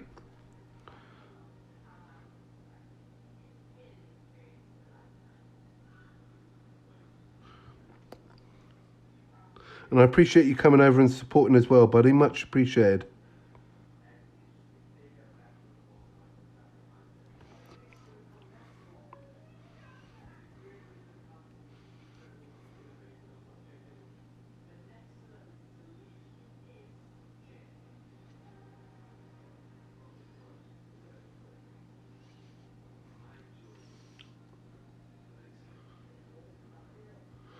Yeah, mate. Yeah, I saw. I was obviously had the stream on. I could see such great support.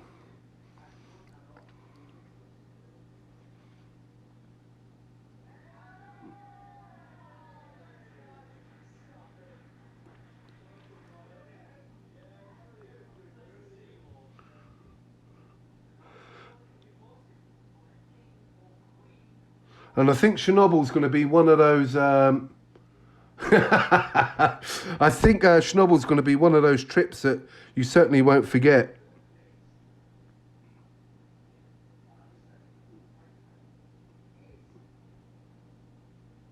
But making a vlog of it certainly is going to be good. I certainly watched that myself.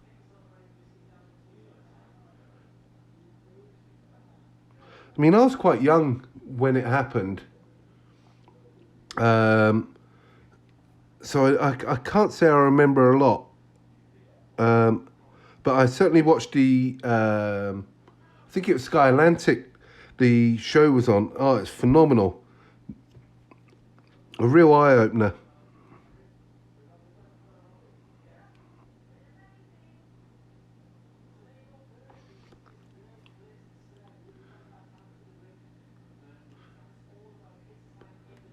Oh yeah, sorry, yeah, I have drifted.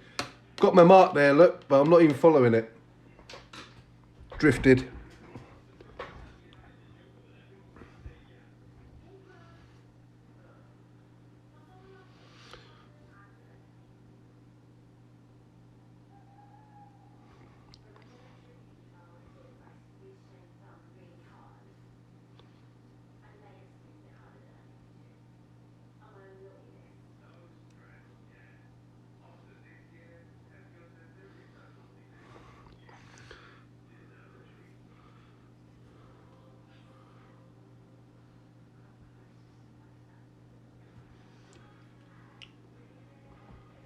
Yeah, 86, yeah, I think that's about right.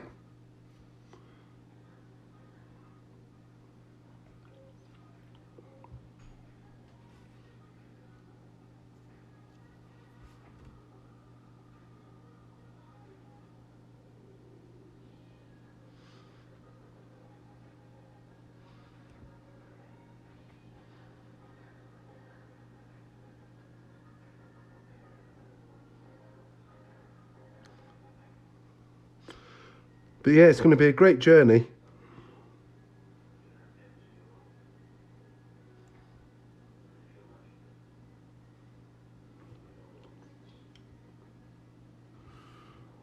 Yeah, so what was I? 86. I was 7. I was 7 and 24 days old then.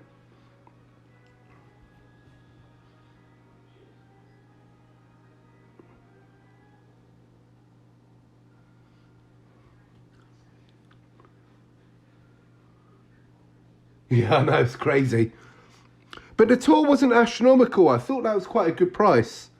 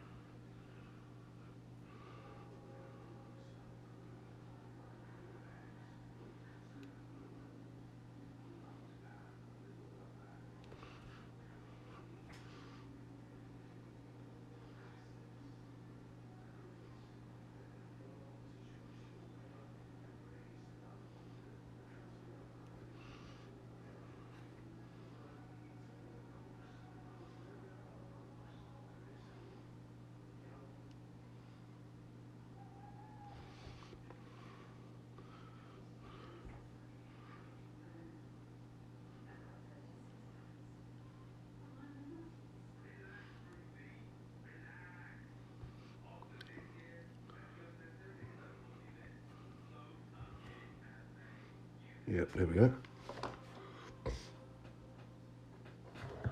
Cheaper than going to Hiroshima. Yeah.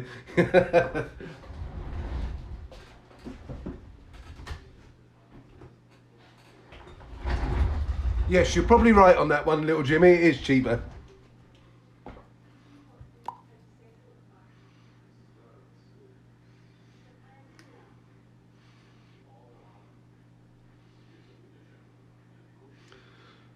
So I'm just going to do some of these gold areas. I'm going to use that Molten Bronze by P3 again.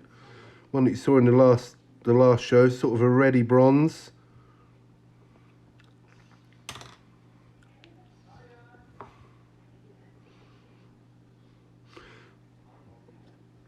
But like Gamer Lang was saying, yeah, birds are hotter.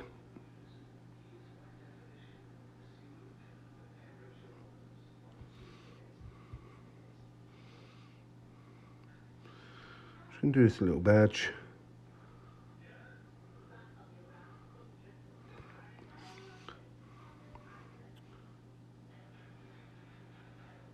Hit with a sword.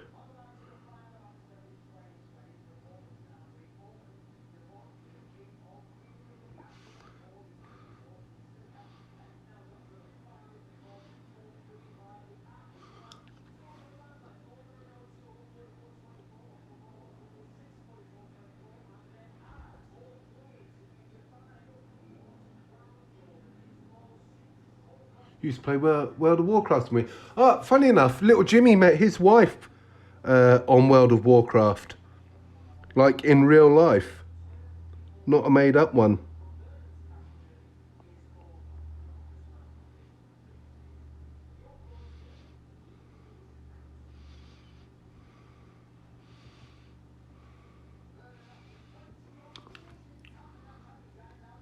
Love a first dragon.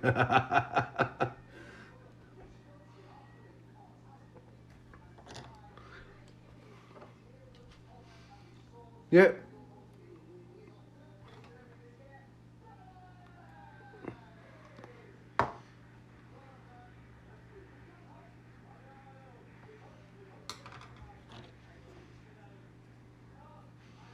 I hope you don't mind me telling that story, little Jimmy.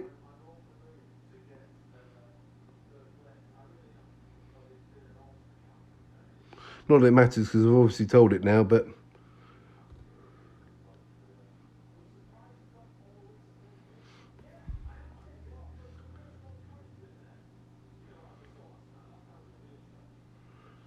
Right, so that's the bronze. Just make sure I haven't missed anywhere with the bronze. No.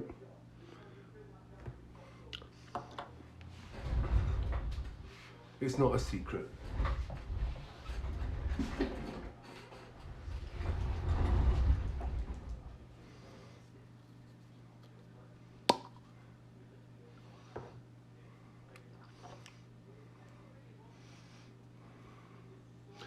So I'm just doing the scabbard now with some Scorn Red.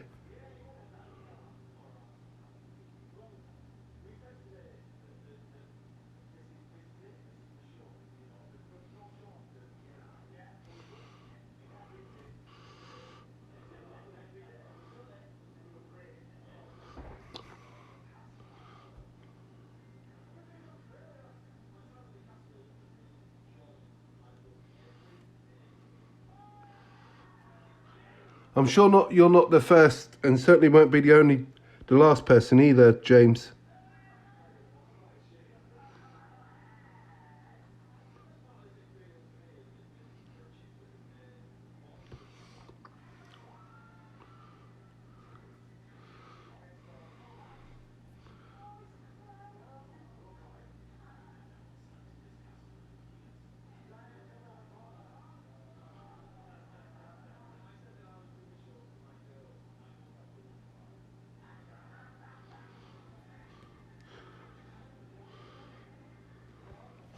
There we go. So that's those base colours on.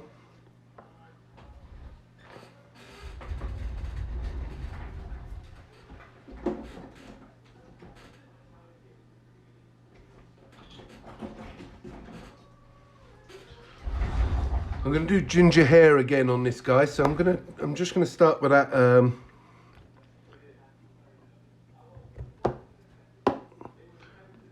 Spear Point by Foundry, and it'll make a good base colour for that face, rather than my flesh colour going straight over that metal. So there we go.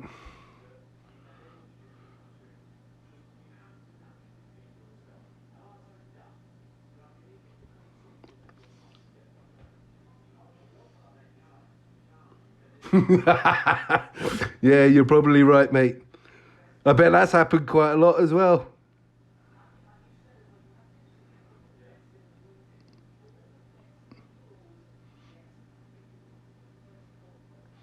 But I mean, if you've travelled a long way,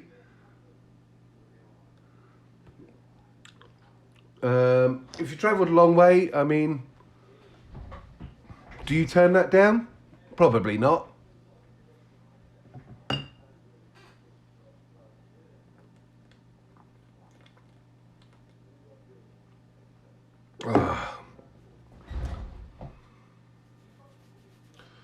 Right, so what I'll do is, I'm just going to bin my little palette here and get a new one.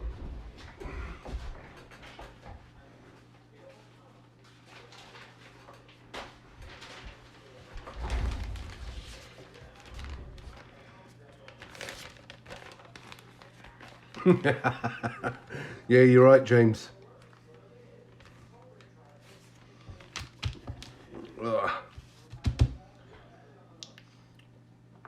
So what I'm going to put on here is, as I explained last week, I'm not a big fan of nun oil on its own.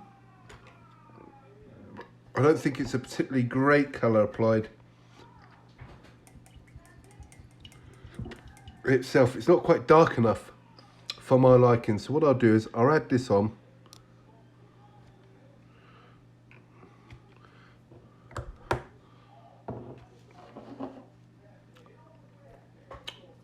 And then what I'll do is I'll add the Agthrax into it. But what I'm going to do is, before I mix them together, I'm just going to use this Agthrax on the brown areas on the model, which would be the sword hilt or grip, and these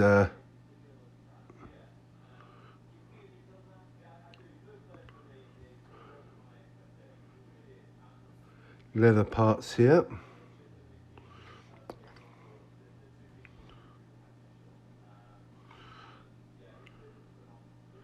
If you make a mistake a little bit and it go not on the yellow, you want to avoid the yellow.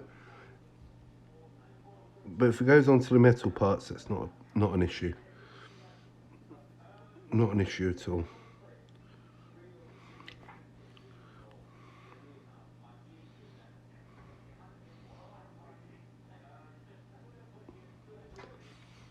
There we go. I'm going to put a bit on that scabbard as well.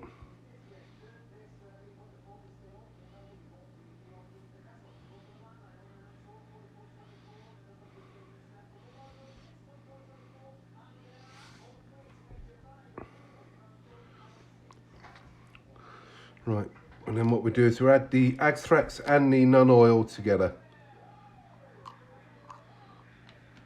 No real method as such with regards to ratios, but you just want it darker than what it is. There we go. Then what we do is run that up and down the metal areas.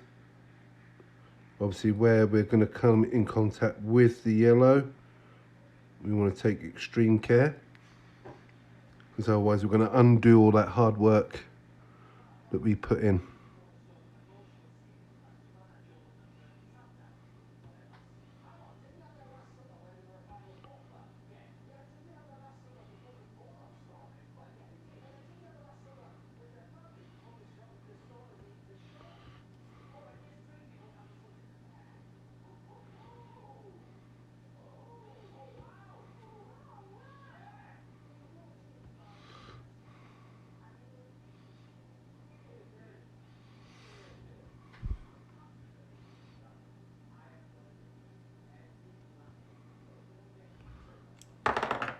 Balls. Well, it's not painted until it's been dropped at least 3 times.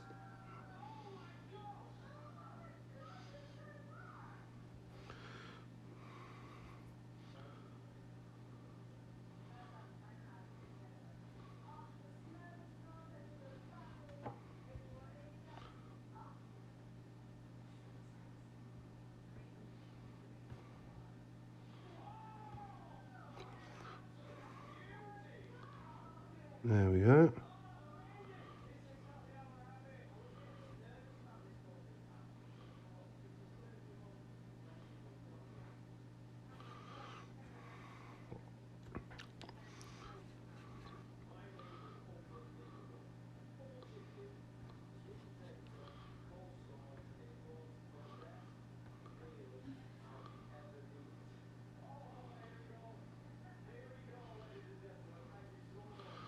Right, there we go.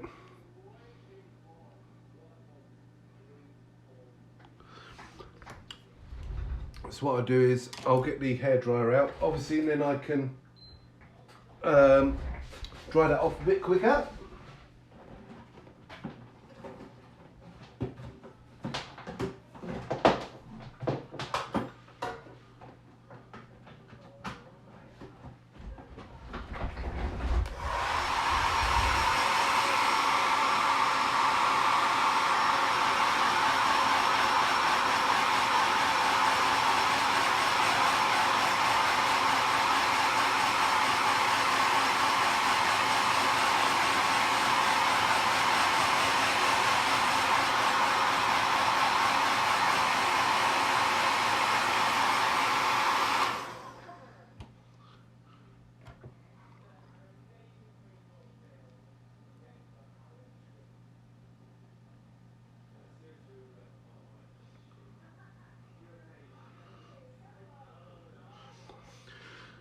Just correcting any issues where there's pooling when you're drying with a hairdryer.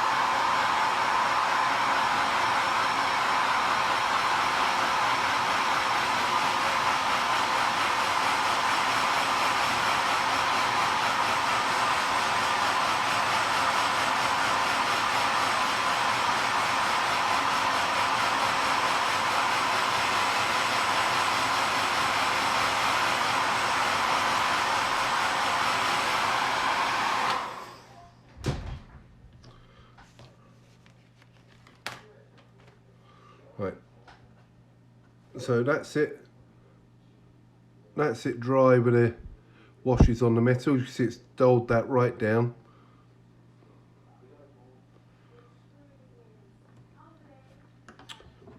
And what we do is we'll start working that metal back up. We'll be working it back up starting with the original lead belcher again. Alright, so I'll just leave that a couple of seconds to dry off. Again, thank you very much everyone that's tuned in, stayed tuned in and watched.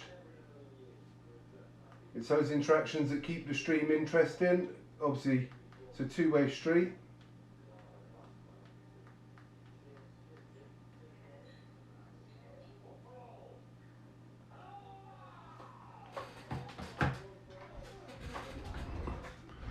Yeah, it's coming well. It's coming together nicely, James. I'm really pleased with it. Like I said, yellow is pretty easy. It's all those steps and putting them together to get the final product. Once you know what those steps are and you follow that process, it is easy, but there is a lot of steps involved in it.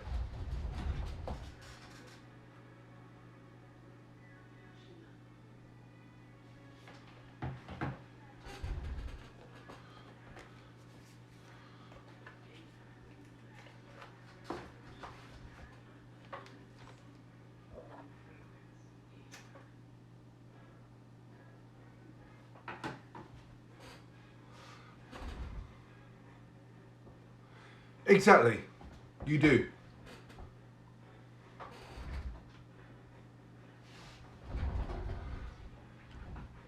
But obviously, if you were doing a unit, you would be doing that in batch bulks.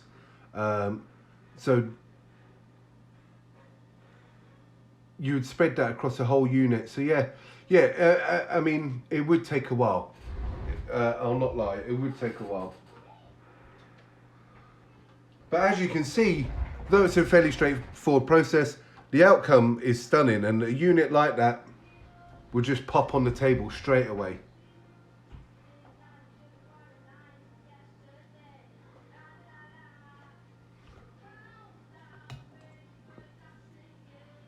You know, considering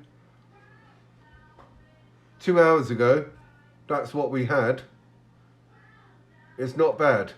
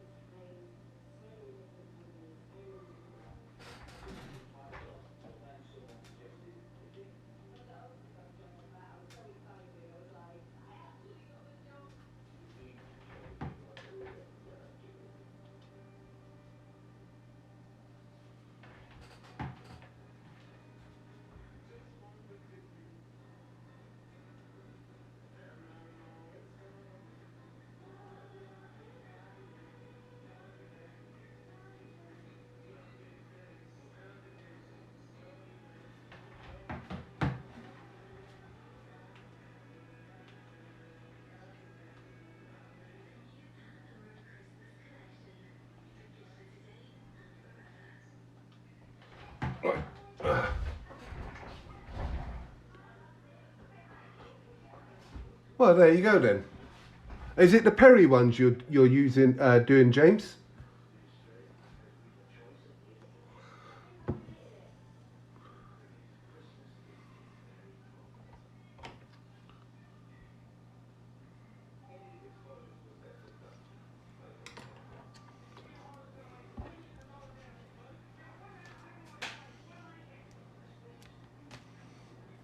So we just get our little mixing palette back out.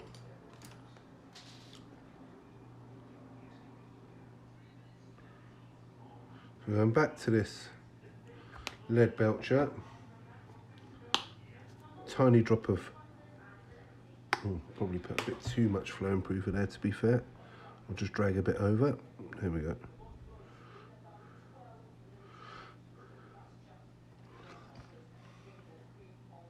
What, the free ones you mean?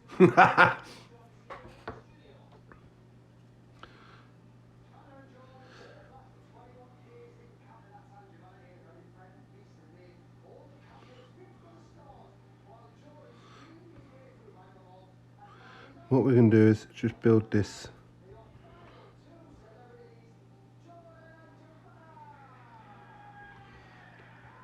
up.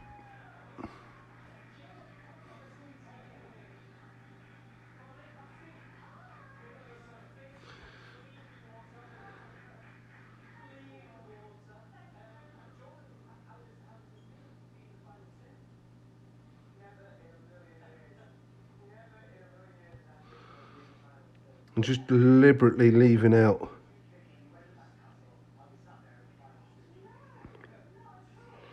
large sections, so we leave that darker colour in there.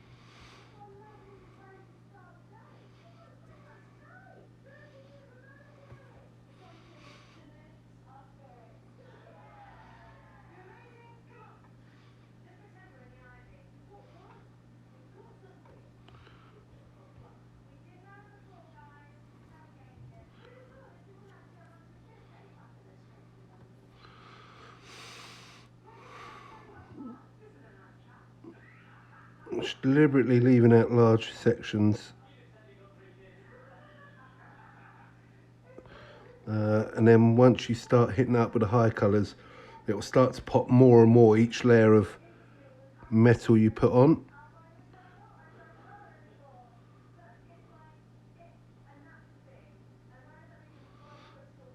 Sort of picturing where the light would hit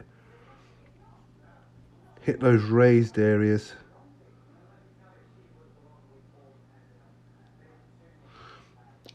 There we go. And then the sword.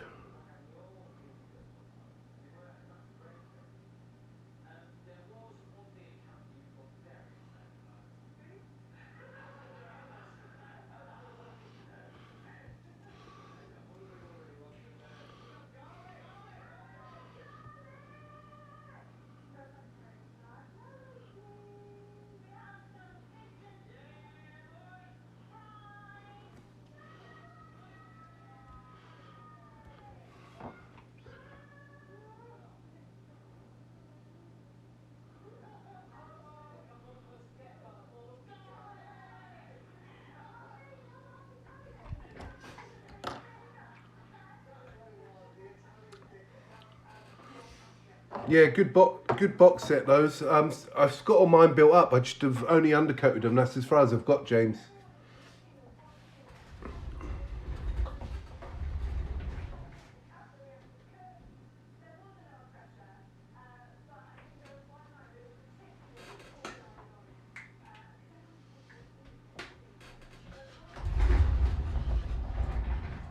Oh.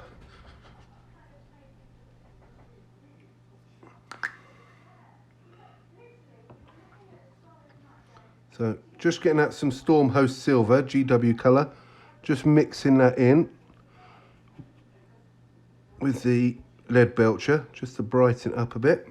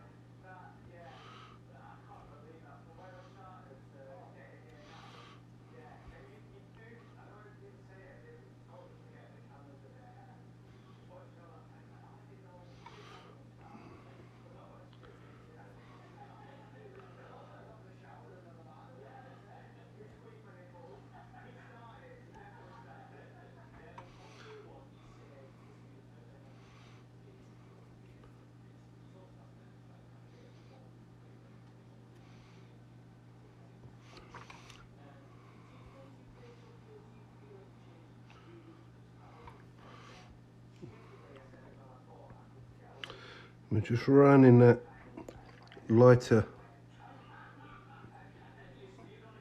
silver over.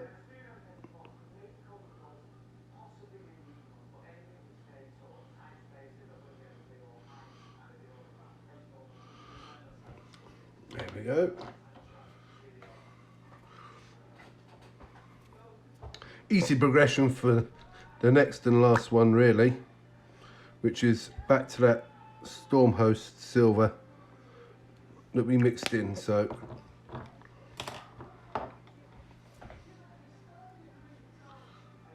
there we go.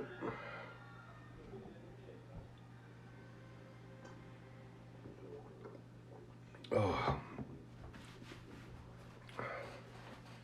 just let that set a little bit for a second.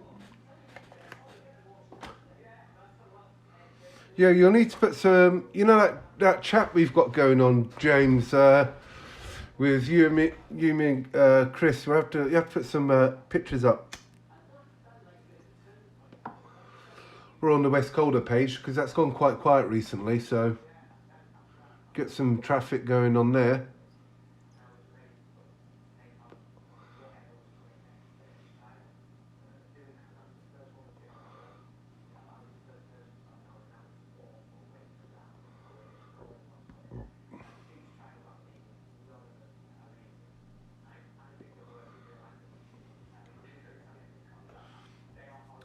But yeah, I'm quite looking forward to playing some Crusade Rampant when we get back.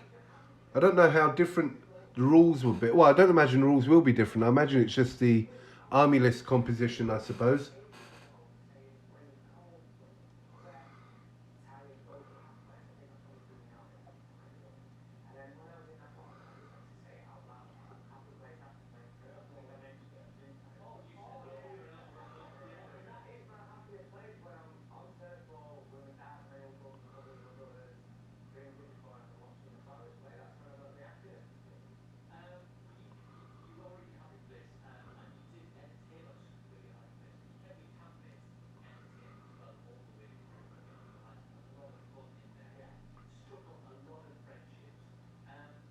Oh, yeah. Definitely my favourite. Definitely my favourite.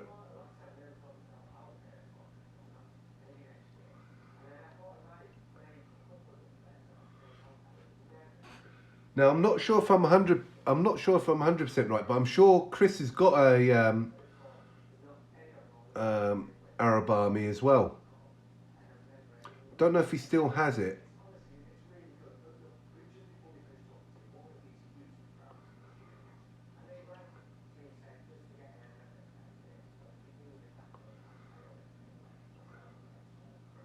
Maybe if he's watching, he can comment whether he still has it or not.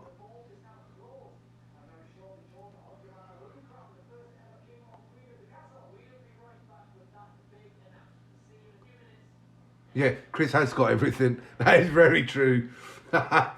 Ginger 8 Ball, great to have you back. Thank you, brother. And so, just a recap for you, I suppose. We started off the metal with lead belcher. We then did a mix. Oh, we did a wash mix of non-oil and Agthrax over the metal. We then went back with lead belcher, a mixture of lead belcher, silver host, and then our final colour, which is the silver host.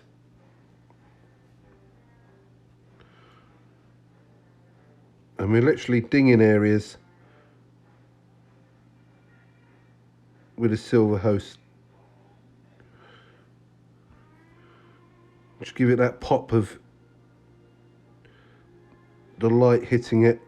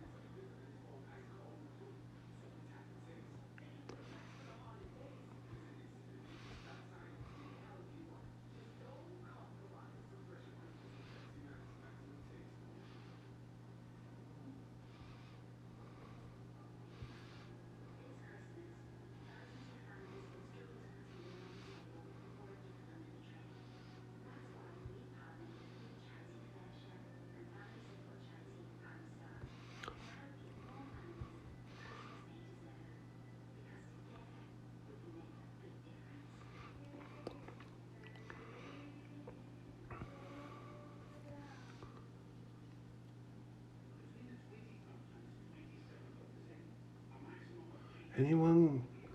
Has anyone got futuristic snake man army that has 4 arms and 2 heads?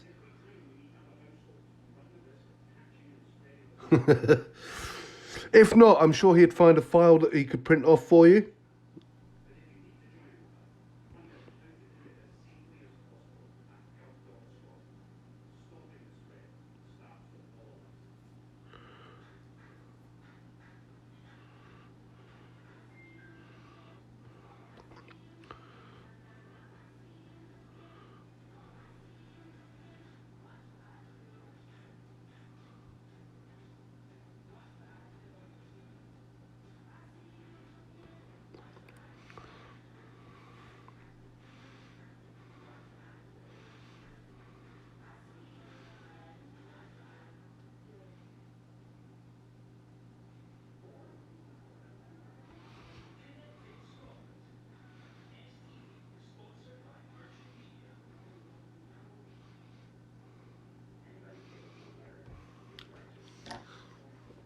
There we go. Right, I'm just going to quickly dry that with a hairdryer.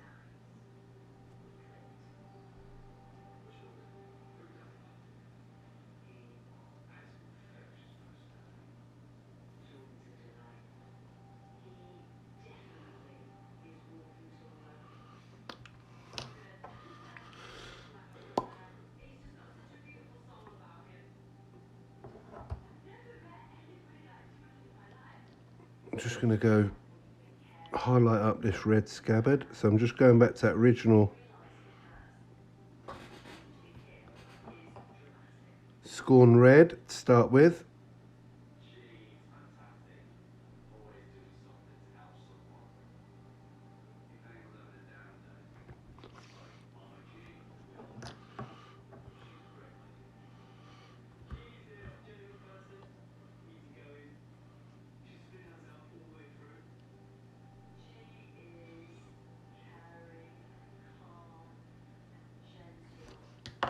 Oh.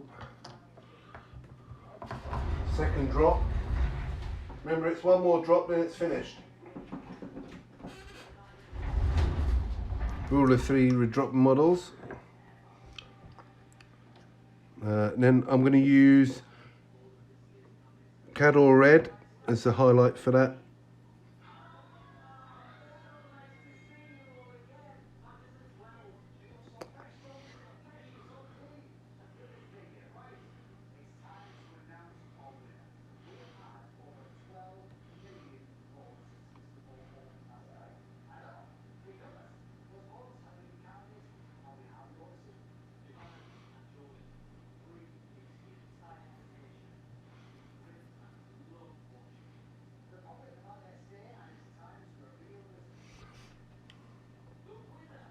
So that's the scabbard finished.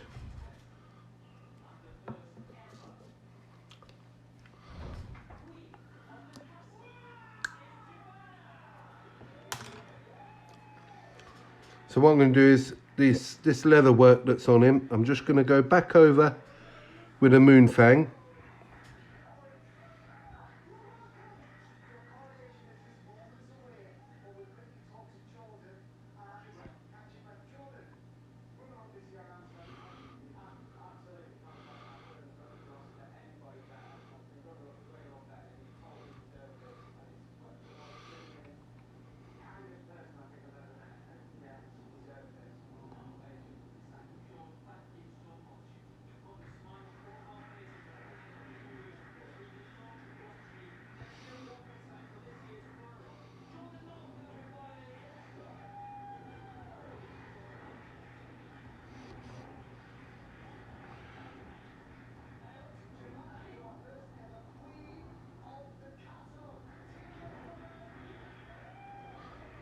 Oh, moved off camera again, sorry lads.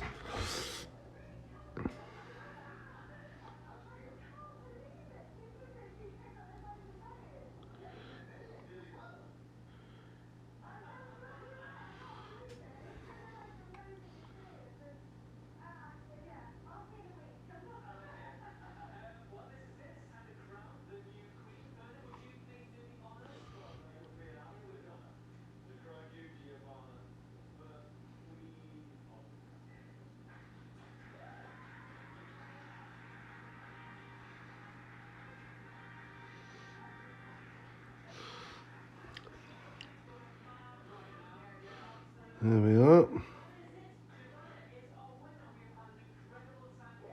Go over that leather strap for the sword.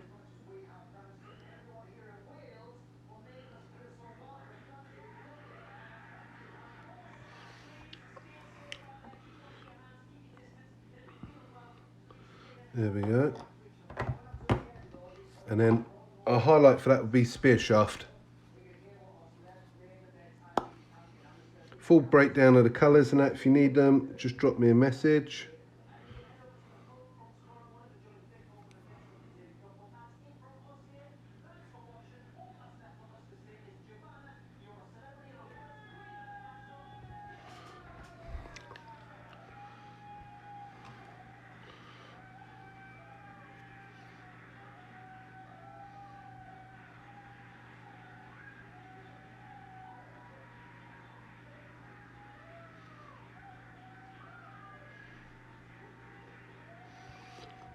There we are.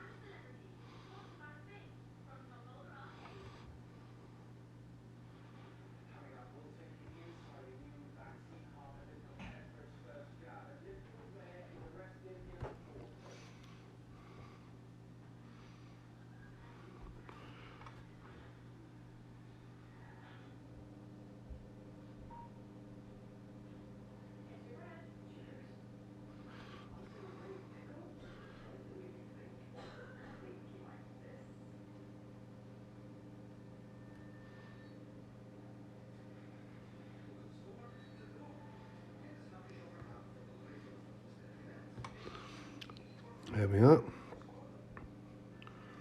That's that on there. Oh, I've forgotten the bottom of the hems of the chainmail.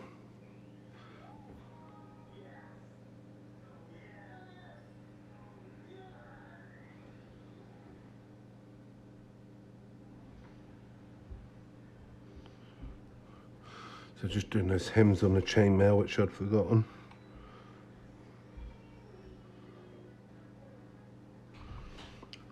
There we go.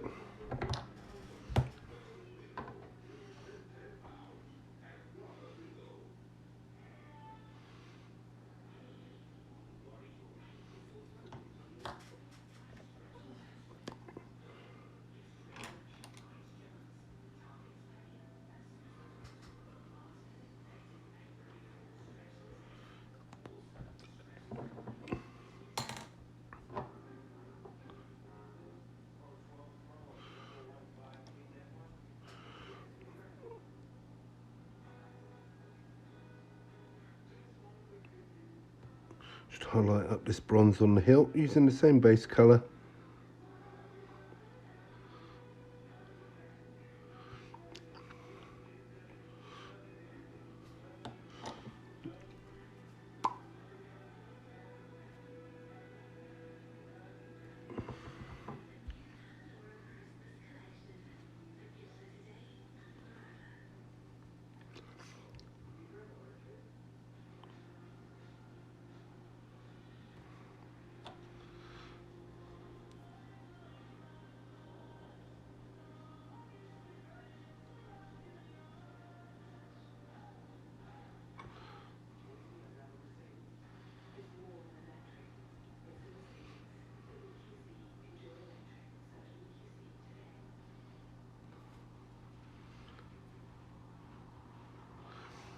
There we go, and then we'll give that a final pop with some gold.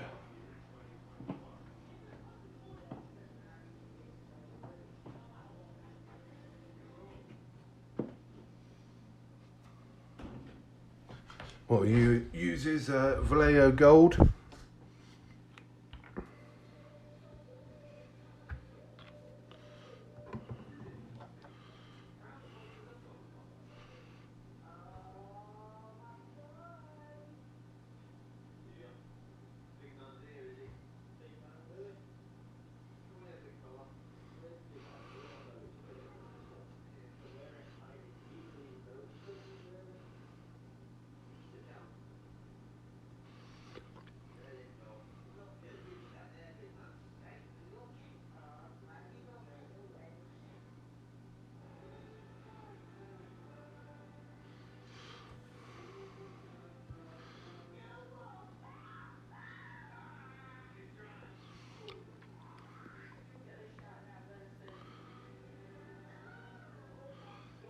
There we go. So some highlights on that black sash, belt, leather belt, whatever it is. So I'll go back to that original black.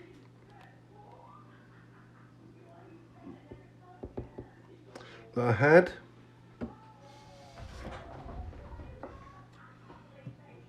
And I'll add in some grey.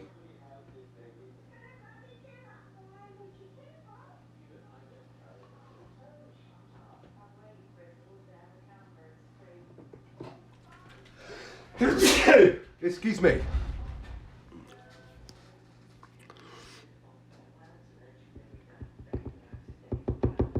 That's Phantom Grey from the Mecca range, Vallejo.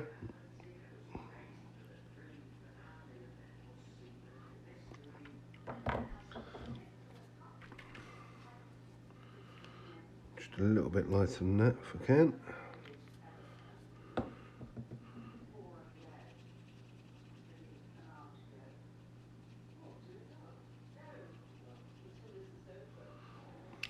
There we go.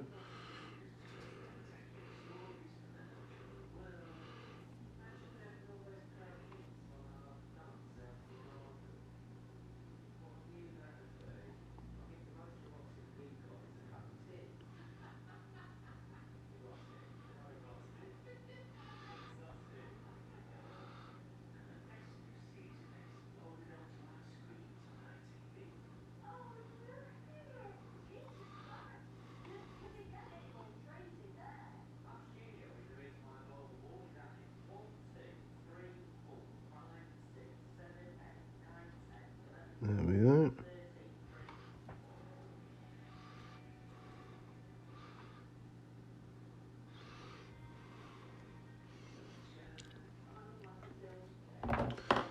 Oh.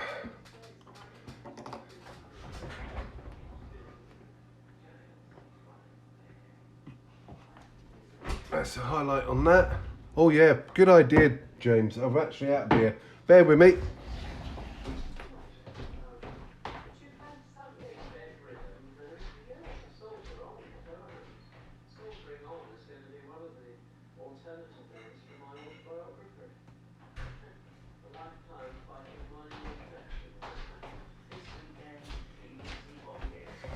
Oh, James, thank you. Well remembered.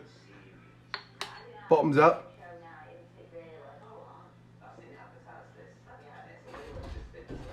But James, thank you for tuning in. Appreciate it. Take care.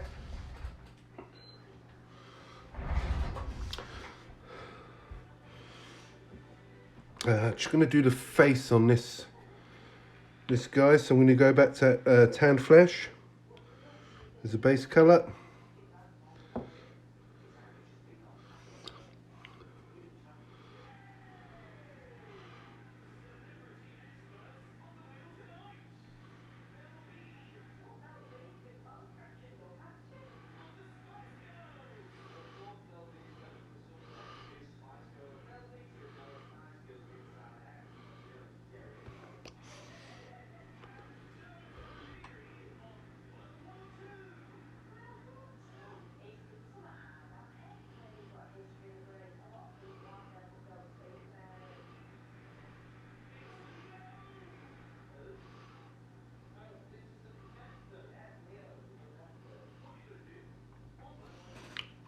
tan flesh on there. Oh, thank you, mate. Appreciate it. Compliments always go down well, especially when directed at me.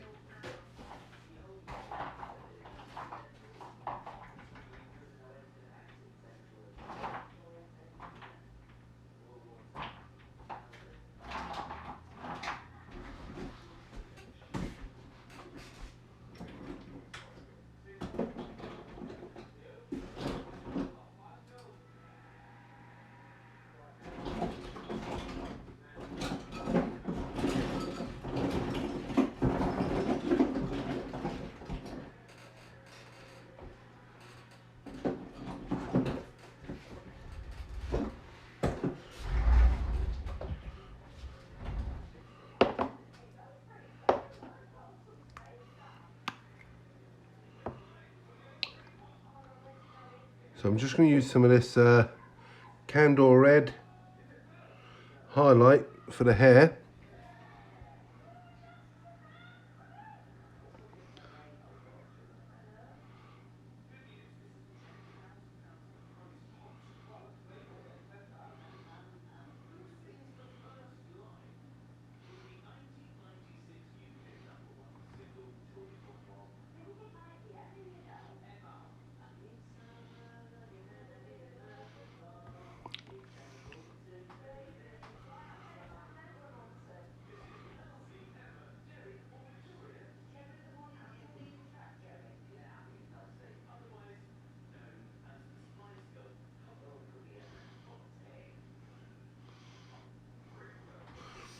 Now it looks quite bright, which it is bright.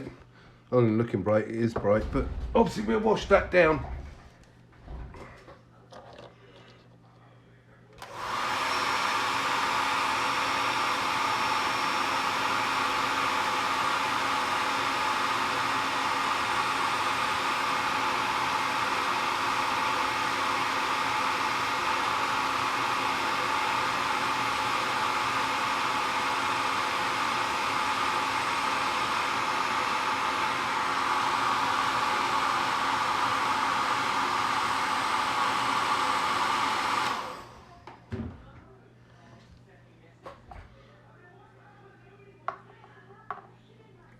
So that's some. So Death Guard got delayed by the plague. Do you mean in the release of the book or your painting of them?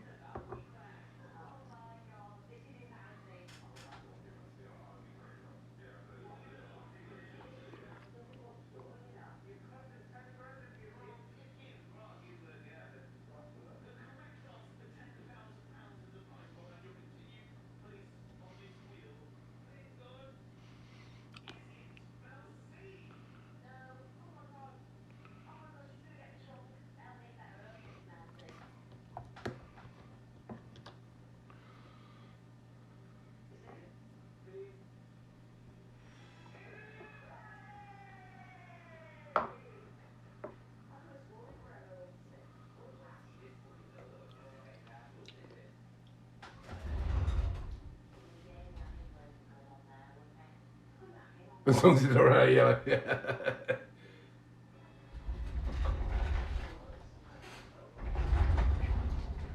No, I think you'll be alright on yellow.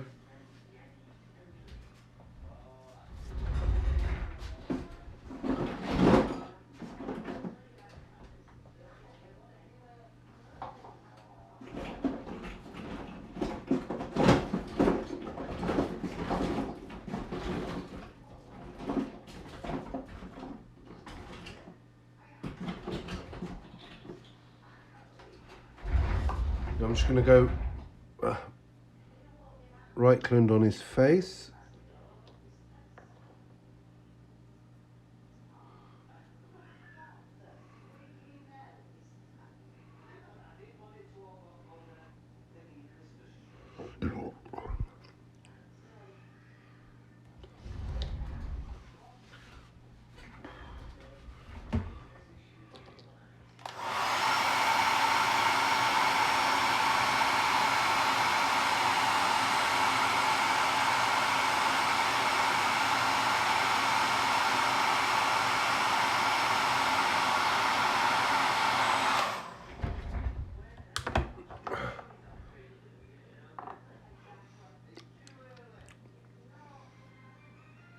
So.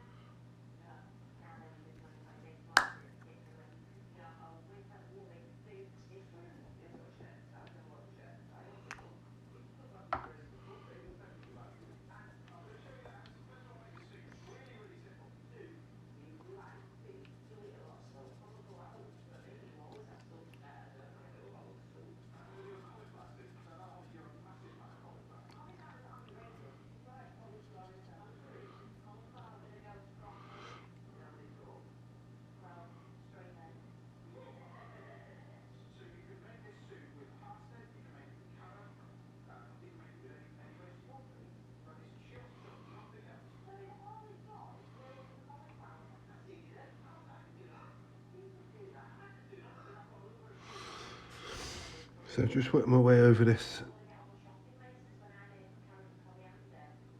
ginger hair.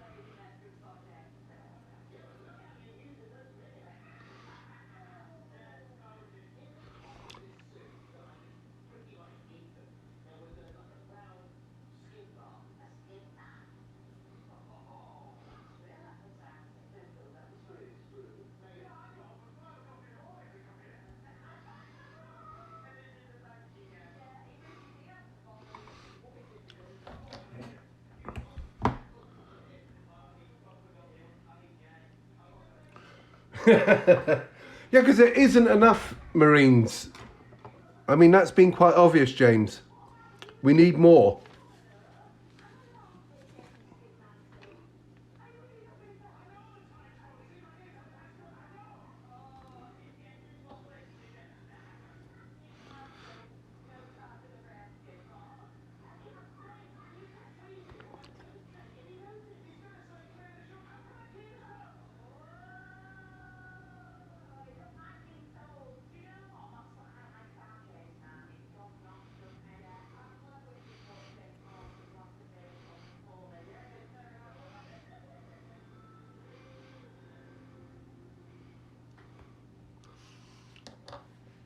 And what I'm going to do is, oh, if I can remember where I've put it, oh yeah.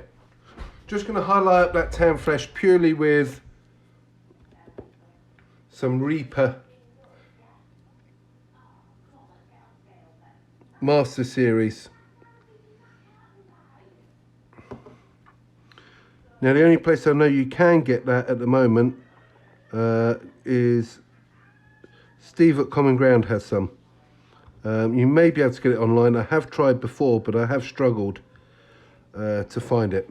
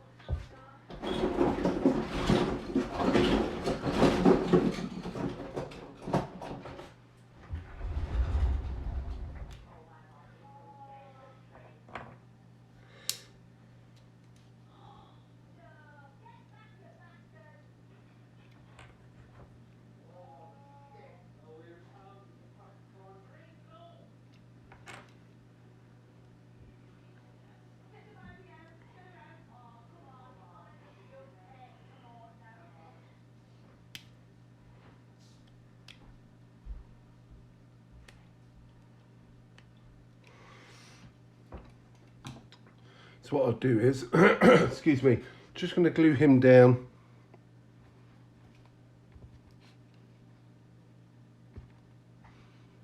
Make sure the glue's working.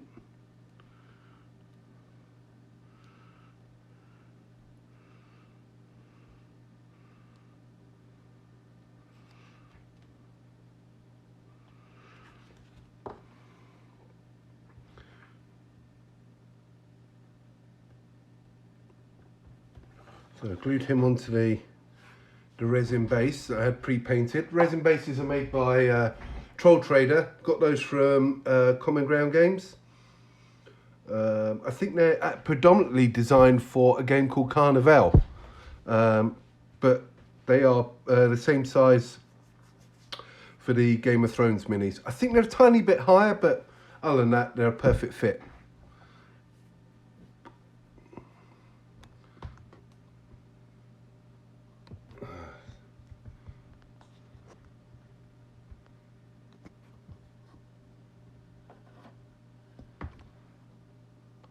So yeah, he's sitting on there nicely.